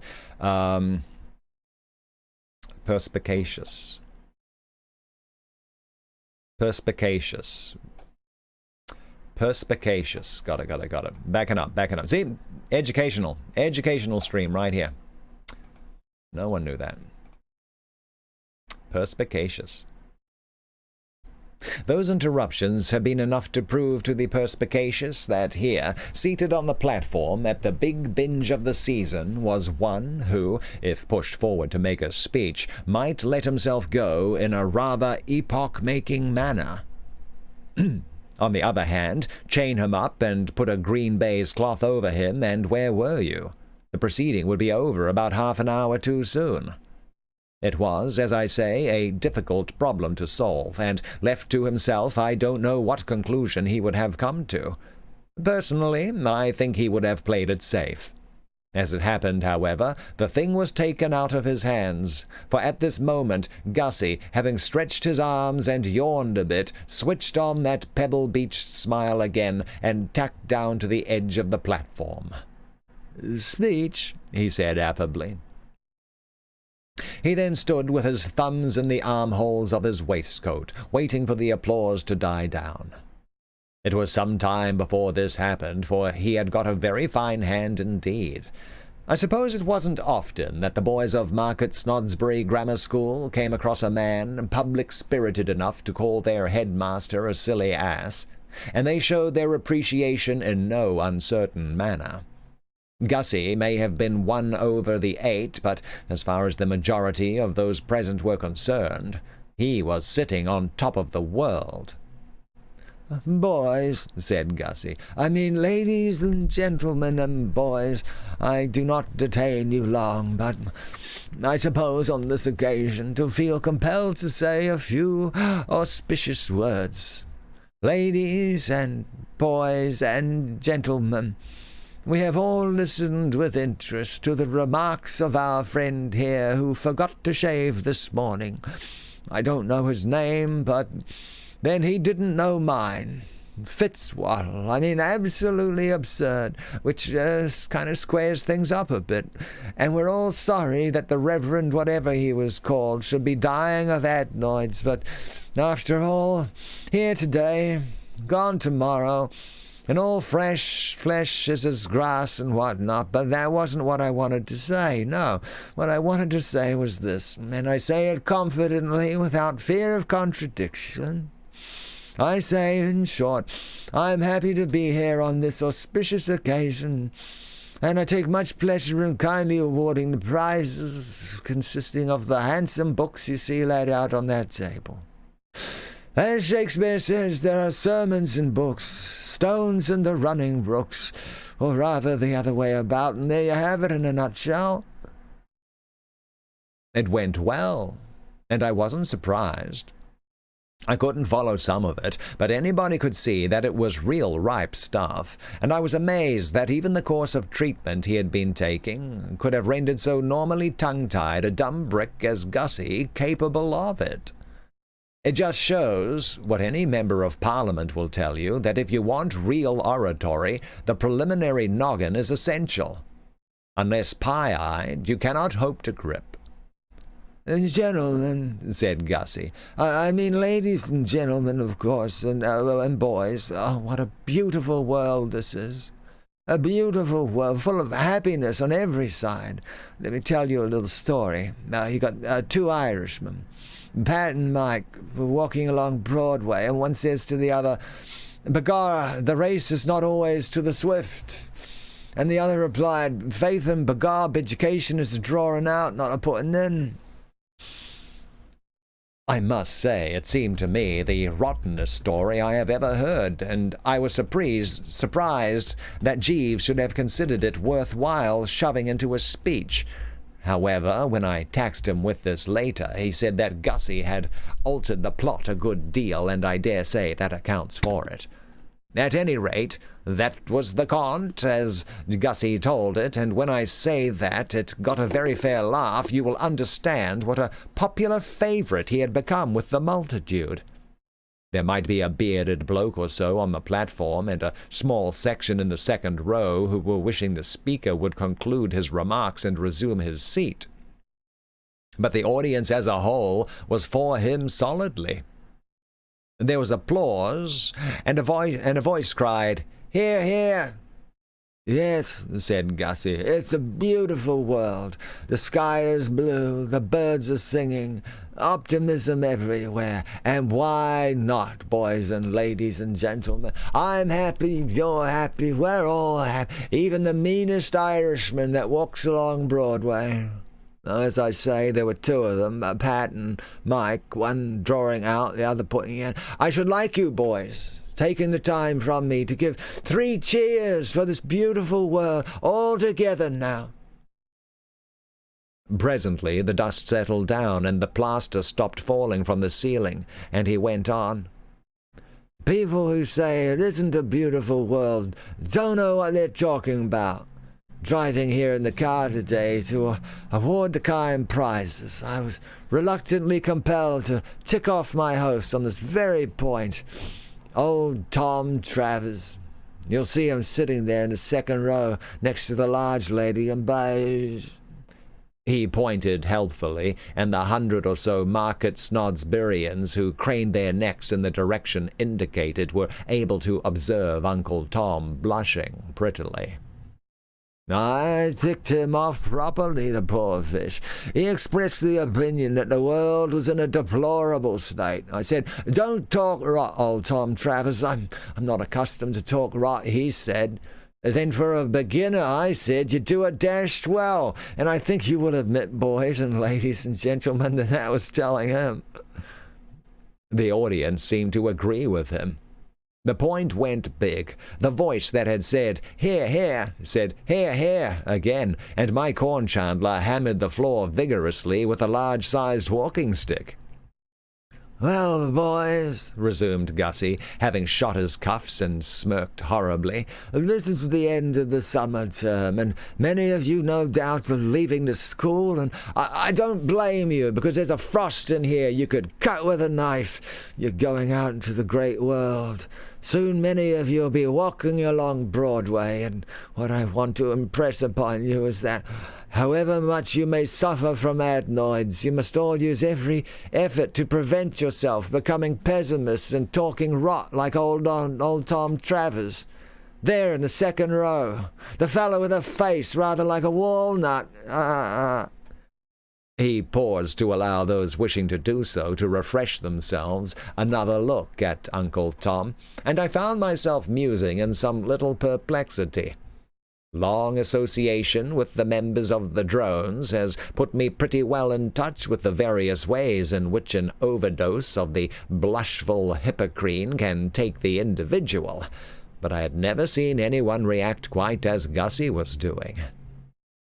There was a snap about his work which I had never witnessed before, even in balmy Fotheringay Phipps on New Year's Eve. Jeeves, when I discussed the matter with him later, said it was something to do with inhibitions, if I caught the word correctly, and the suppression of, I think he said, the ego. What he meant, I gathered, was that, owing to the fact that Gussie had just completed a 5-year stretch of blameless seclusion among the newts, all the goofiness which ought to have been spread out thin over those 5 years, and had been bottled up during that period, came to the surface on this occasion in a lump. Or, if you prefer to put it that way, like a tidal wave. It's pretty good, Chris. There may be something in this. Jeeves generally knows. Anyway, be that as it may, I was dashed glad that I had had the shrewdness to keep out of that second row.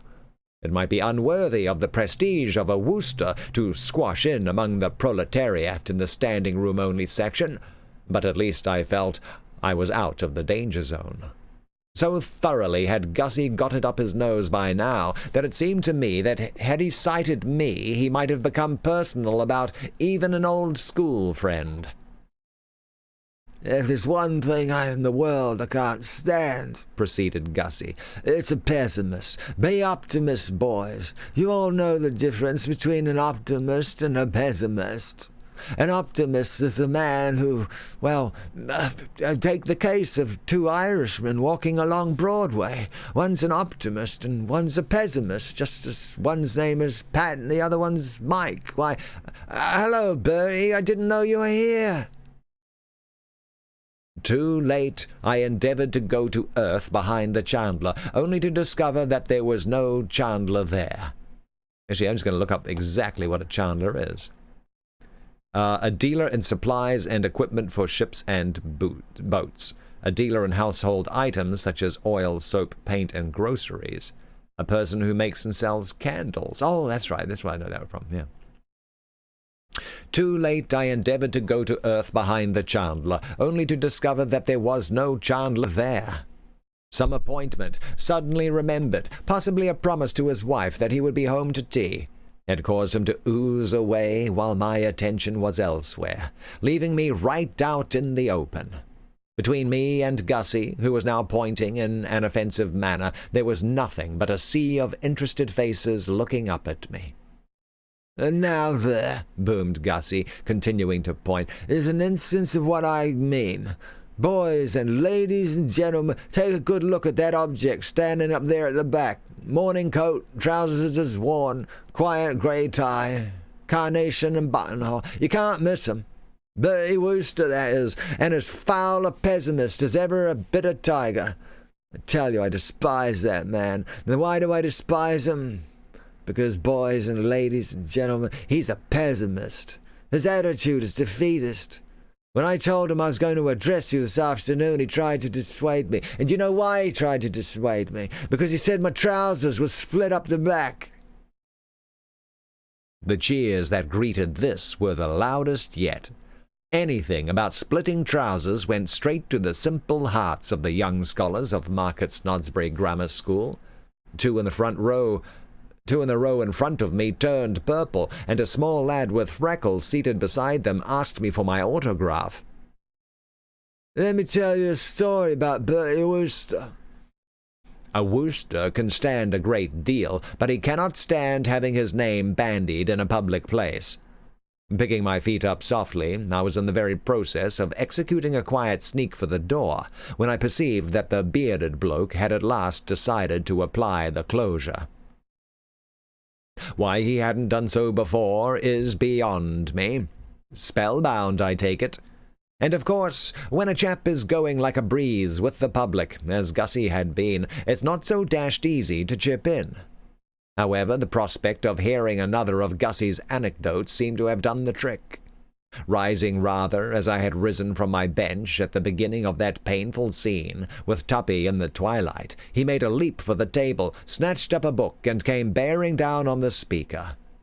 He touched Gussie on the arm, and Gussie, turning sharply and seeing a large bloke with a beard apparently about to bean him with a book, sprang back in an attitude of self-defense.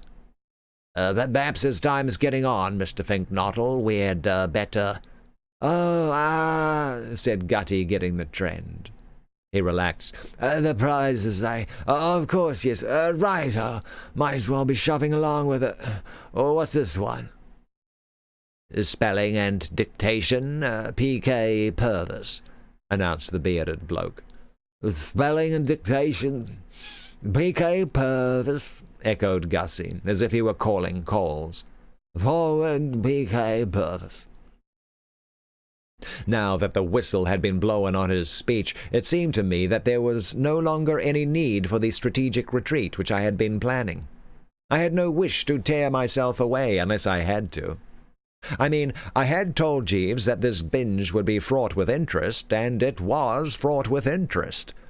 There was a fascination about Gussie's methods which gripped and made one reluctant to pass the thing up, provided personal innuendos was to There was a fascination about Gussie's methods which gripped and made one reluctant to pass the thing up, provided personal innuendos were steered clear of. I decided accordingly to remain, and presently there was a musical squeaking, and P.K. Purvis climbed the platform. The spelling and dictation champ was about 3'6" in his squeaking shoes, with a pink face and sandy hair. Gussie patted his hair. He seemed to have taken an immediate fancy to the lad. You P.K. Purvis? Sir, yes, sir. It's a beautiful world, P.K. Purvis. Sir, yes, sir. You've noticed, have you? Good. You married by any chance? Sir, no, sir. Get married, P.K. Purvis, said Gussie earnestly. It's the only life. Well, here's your book. Looks rather bilged to me from a glance at the title page, but such as it is, here you are. P.K. Purvis squeaked off amid sporadic applause, but one could not fail to note that the sporadic was followed by a rather strained silence. It was evident that Gussie was striking something of a new note in Market's Nodsbury scholastic circles. Looks were exchanged between parent and parent. The bearded bloke had the air of one who has drained the bitter cup.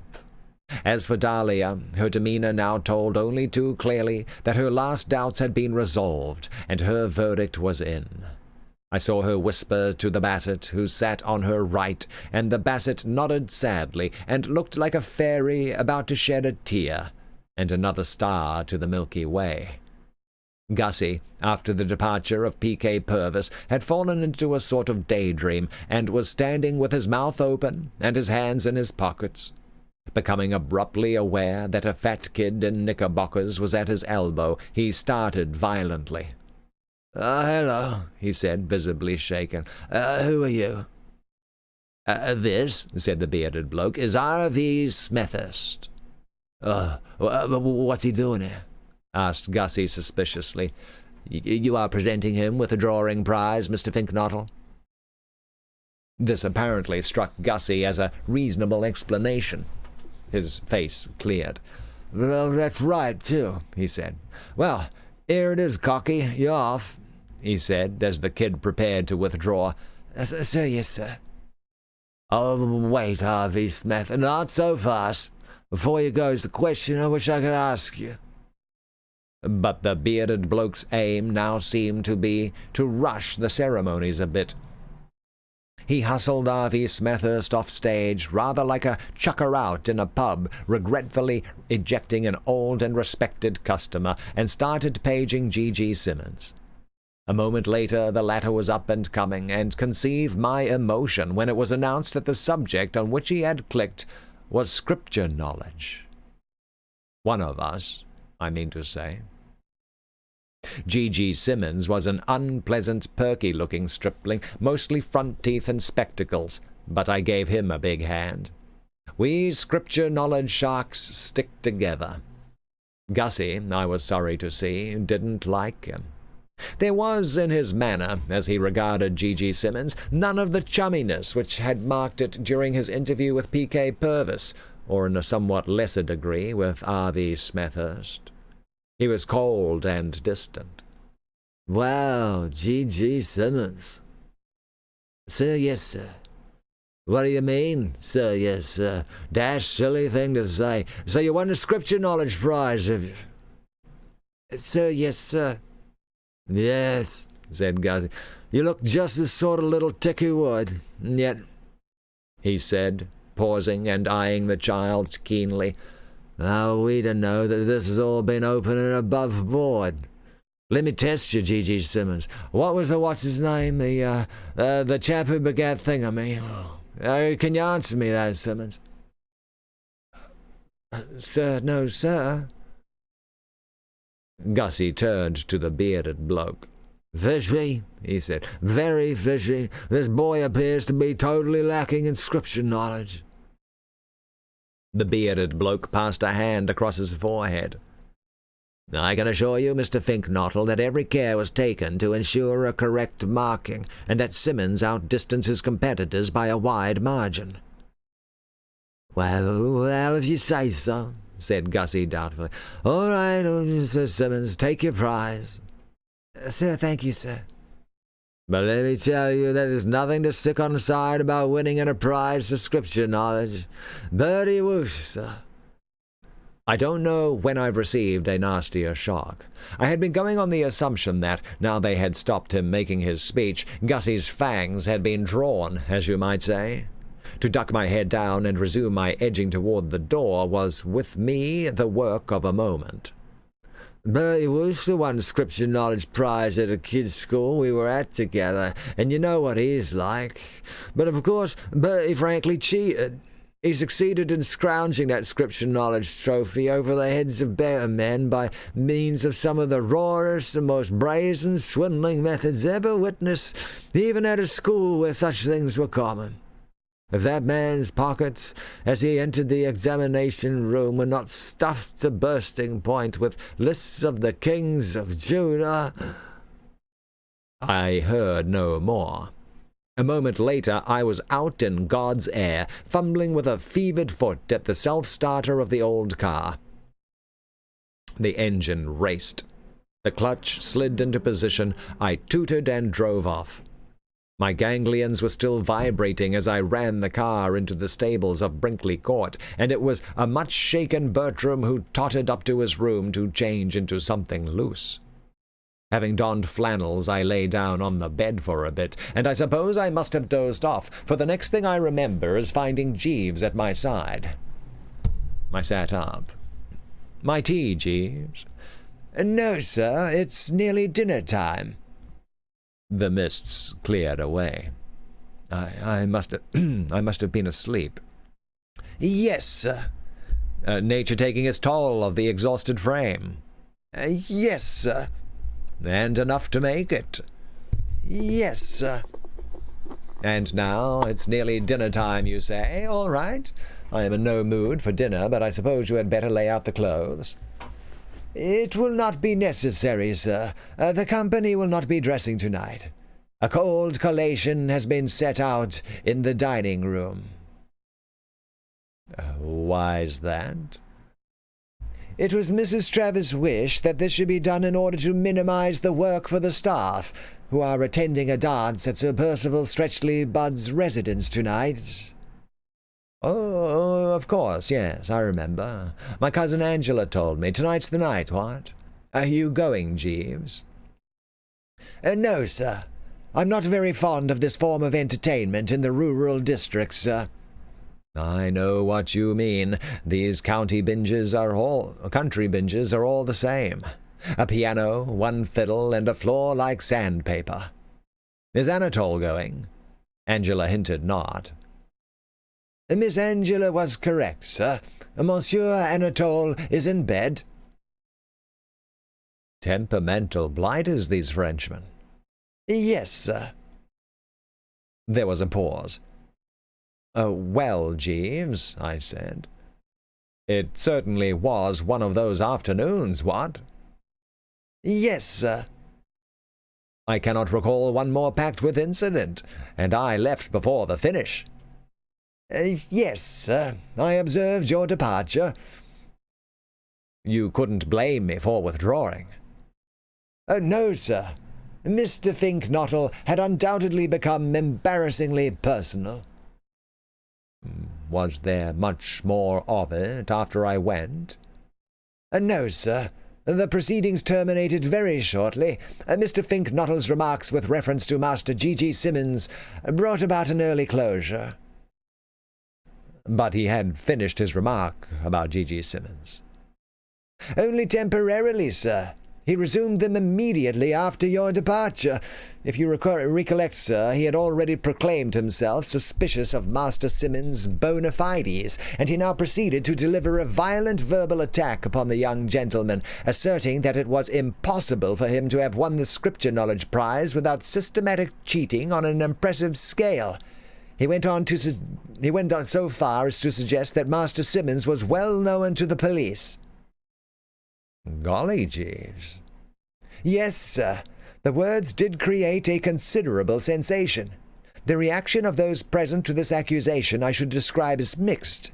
The young students appeared pleased and applauded vigorously, but Master Simmons' mother rose from her seat and addressed Mr. Finknottle in terms of strong protest.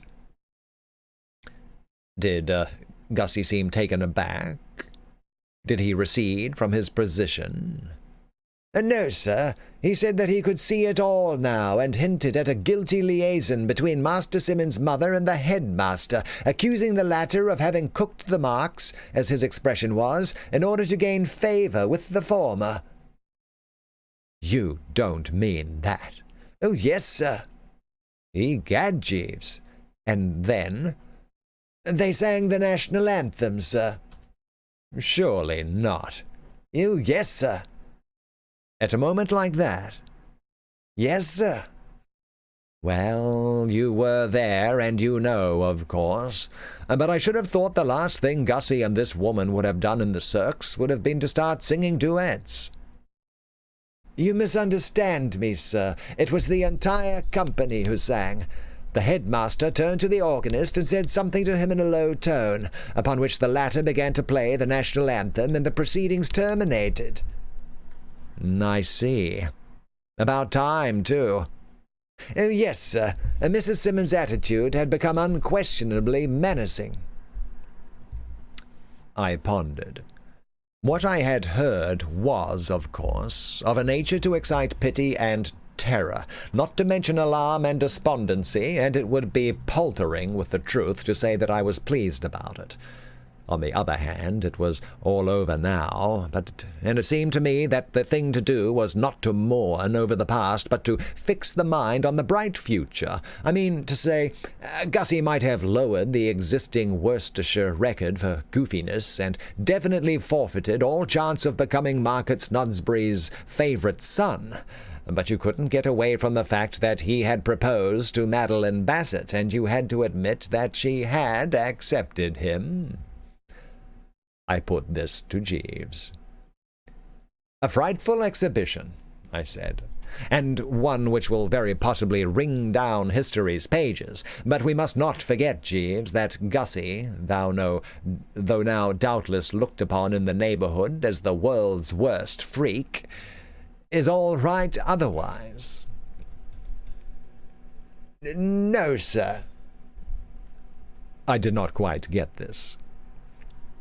When you say, no, sir, do you mean, yes, sir? No, sir. I mean, no, sir. He is not all right otherwise? No, sir. But he's betrothed. No longer, sir. Miss Bassett has severed the engagement. You don't mean that? Yes, sir. I wonder if you have noticed a rather peculiar thing about this chronicle. I allude to the fact that at one time or another practically everybody playing a part in it has had occasion to bury his or her face in his or her hands.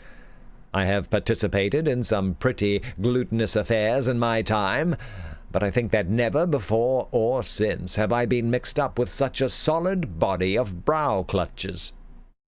Uncle Tom did it, if you remember. So did Gussie. So did Tuppy. So, probably, though I have no data, did Anatole, and I wouldn't put it past the Bassett. And Aunt Dahlia, I have no doubt, would have done it too, but for the risk of disarranging the carefully fixed coiffure.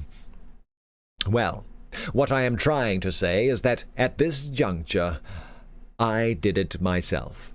Up went the hands, and down went the head, and in another jiffy I was clutching as energetically as the best of them.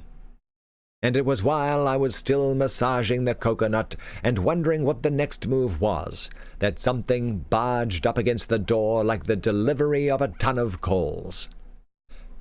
"I think this may very possibly be Mr. Finknottle himself, sir," said Jeeves. His intuition, however, had led him astray. It was not Gussie, but Tuppy. He came in and stood breathing asthmatically.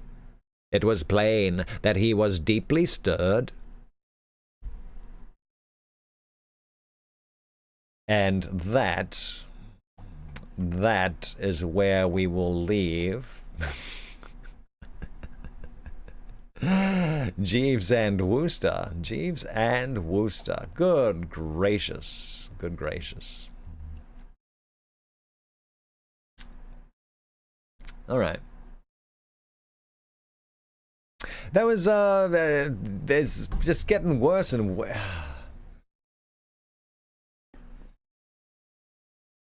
And everything's just like going to hell, all the way around him. He's like the perfect calm in the middle of the storm, while everything is just like being destroyed around him.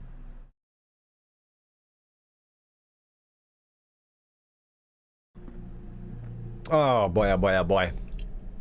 Oh man! You know, I gotta put more. Yeah, I'm gonna start doing that more often. Put my coffee into that thermos flask there. That keeps it nice and hot all the way through. Oh, so you're enjoying that, Rose Morales? Ms. Rose, I'm glad you're enjoying it. All right, let's take a little peek at our little thing here. 41564.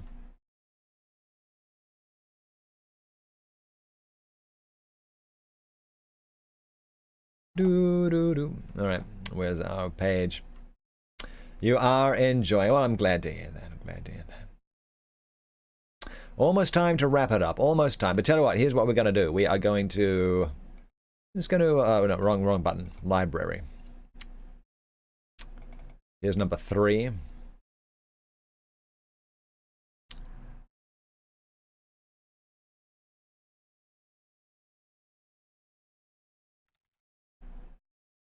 I'm just going to... When do we go?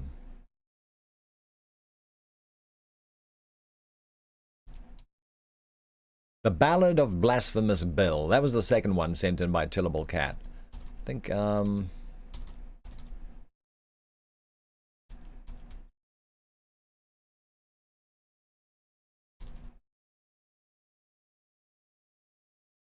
Alright, here we go. We're gonna read this one here. This is by Lucid Gamester. I'm not even sure Lucid Gamester was with us last night, but that's okay. That's okay. We're just gonna end with this one here. Just a short little thing. I don't know. It's just something. I don't know. It just struck a really nice chord in me. Yeah. So for those who don't know, yesterday, well, actually Saturday was World Poetry Day, and yeah, but the next book club was on Sunday. So we changed that into your special requests for poems, which I filled to the best of my ability. Actually, I got pretty much everything. On the Ning Nang Nong. We're not doing that one, Janitronics. That's that was you know, I thought more people would be doing like silly kind of stuff, and no, everyone went straight for the Poe. They're like oh yeah. Okay, here's our chance to like be the uplifting and upbeat like in these trying times, and everyone's just like, oh God, where's that Edgar Allan Poe? He's like I found that kind of amusing, and I kind of so anyway, I'm glad I brought the Ning Nang Nong thing along. A little bit of Spike Milligan. There we go. Alrighty. Okay, so here we go. One second.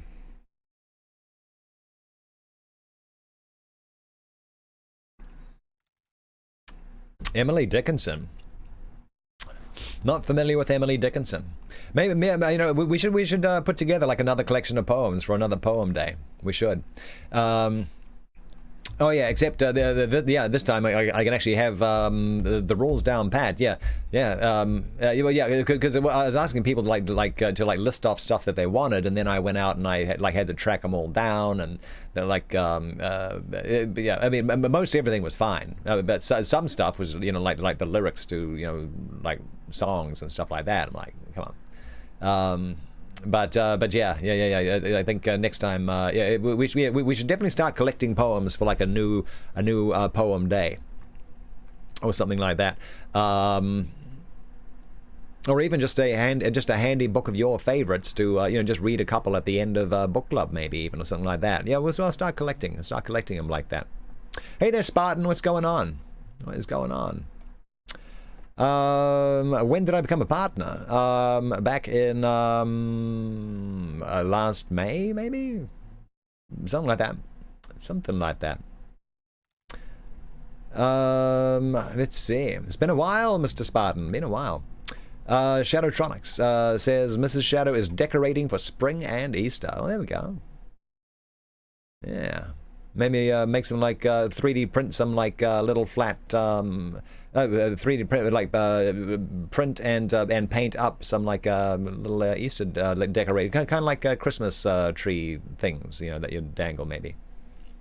Like little flat things. You don't have to use like a ton of stuff. It'll more looking more like you know, like Christmas tree cookies, that kind of shape, shaped thing there. Print out some of those for Easter. Paint them up a little. Do a live stream for it. Link to address to a haggis. That's a real thing? I thought you were just killing, just joking around. Just joking around there, Tillable Cat. Yeah, a little bit behind, says the spider. Yeah, by the way, we're still playing Halo regularly. Yeah, actually, Monday night is Halo night. So yeah, Halo 5 mainly on Mondays. Maybe a bit of MCC, maybe a bit of Halo Wars 2. We'll figure it out. Very good. Where are we at?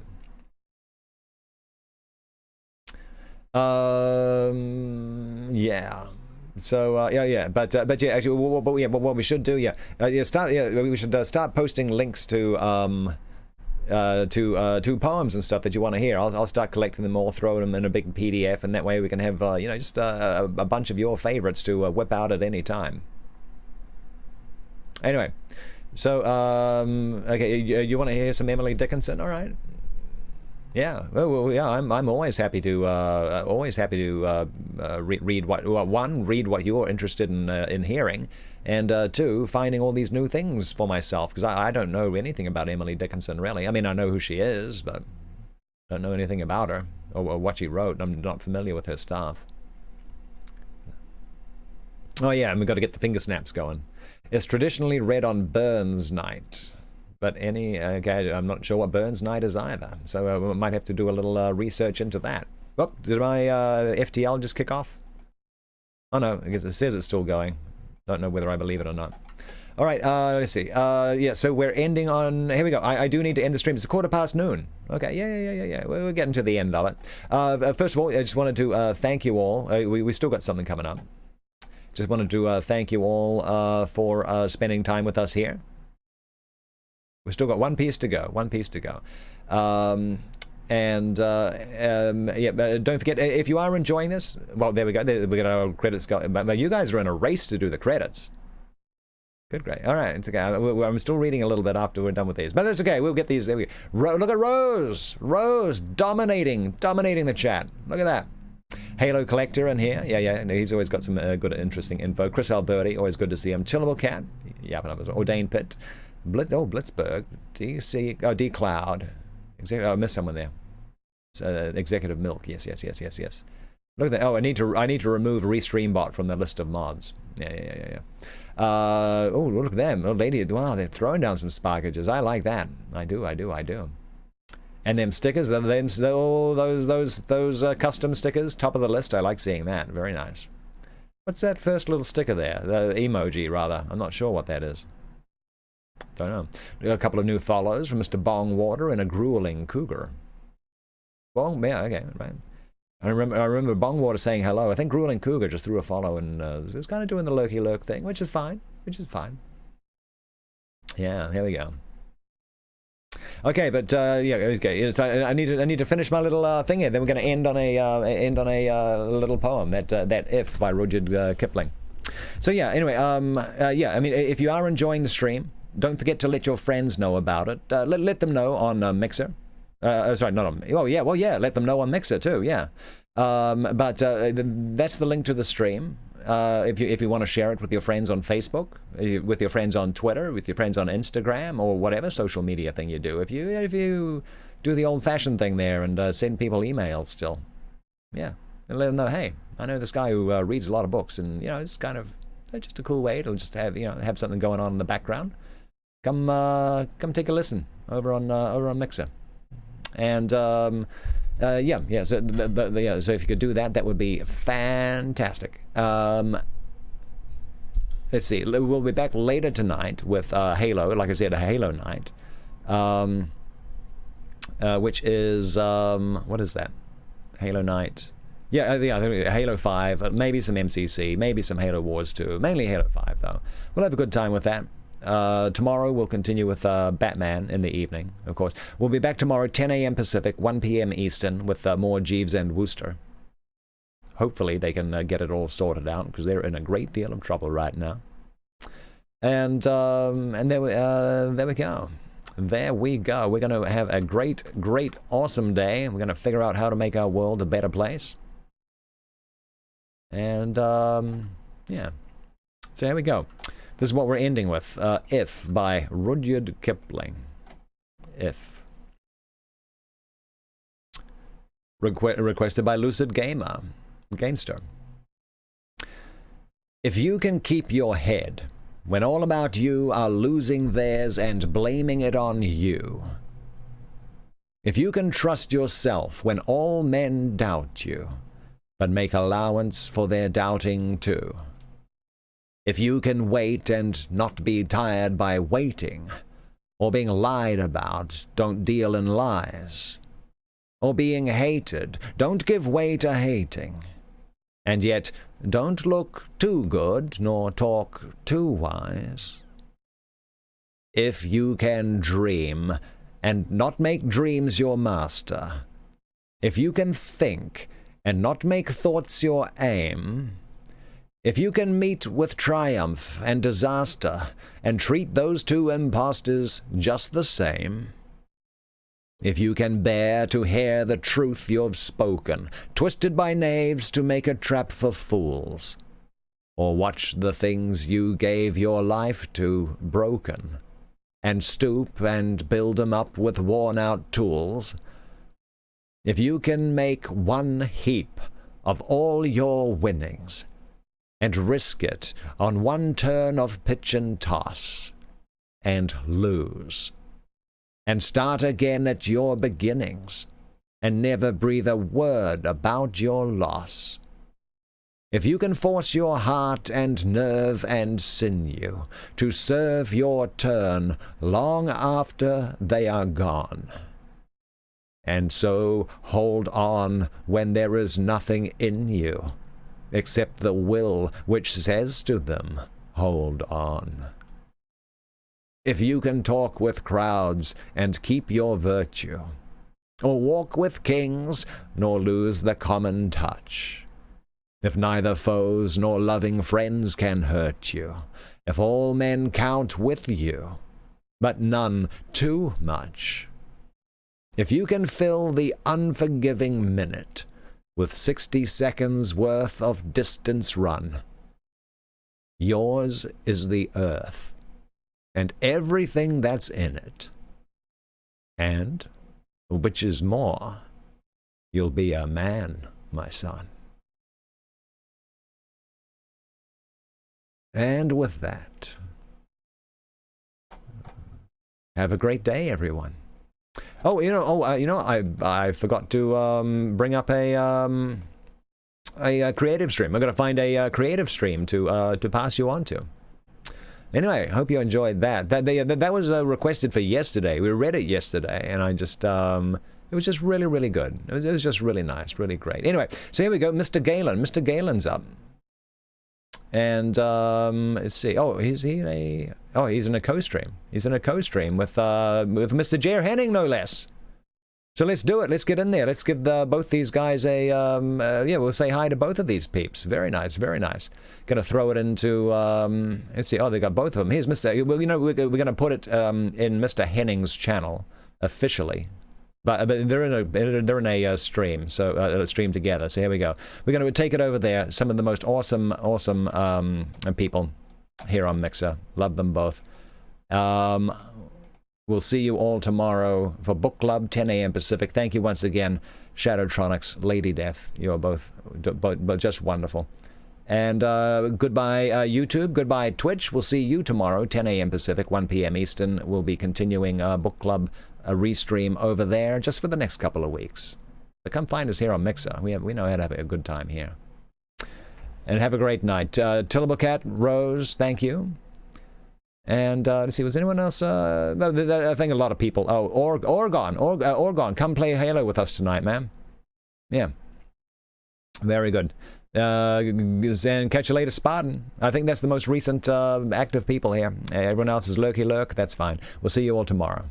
Oh, Bat Games, we're leaving. I'm just about to host another art stream. Good to see you, Bat Games, but we're doing Halo later tonight, 7 p.m. Pacific. Halo. And then we're back for more book club tomorrow, 10 a.m. Pacific. All right. Good to see you, Bat Games, but I'm out of here.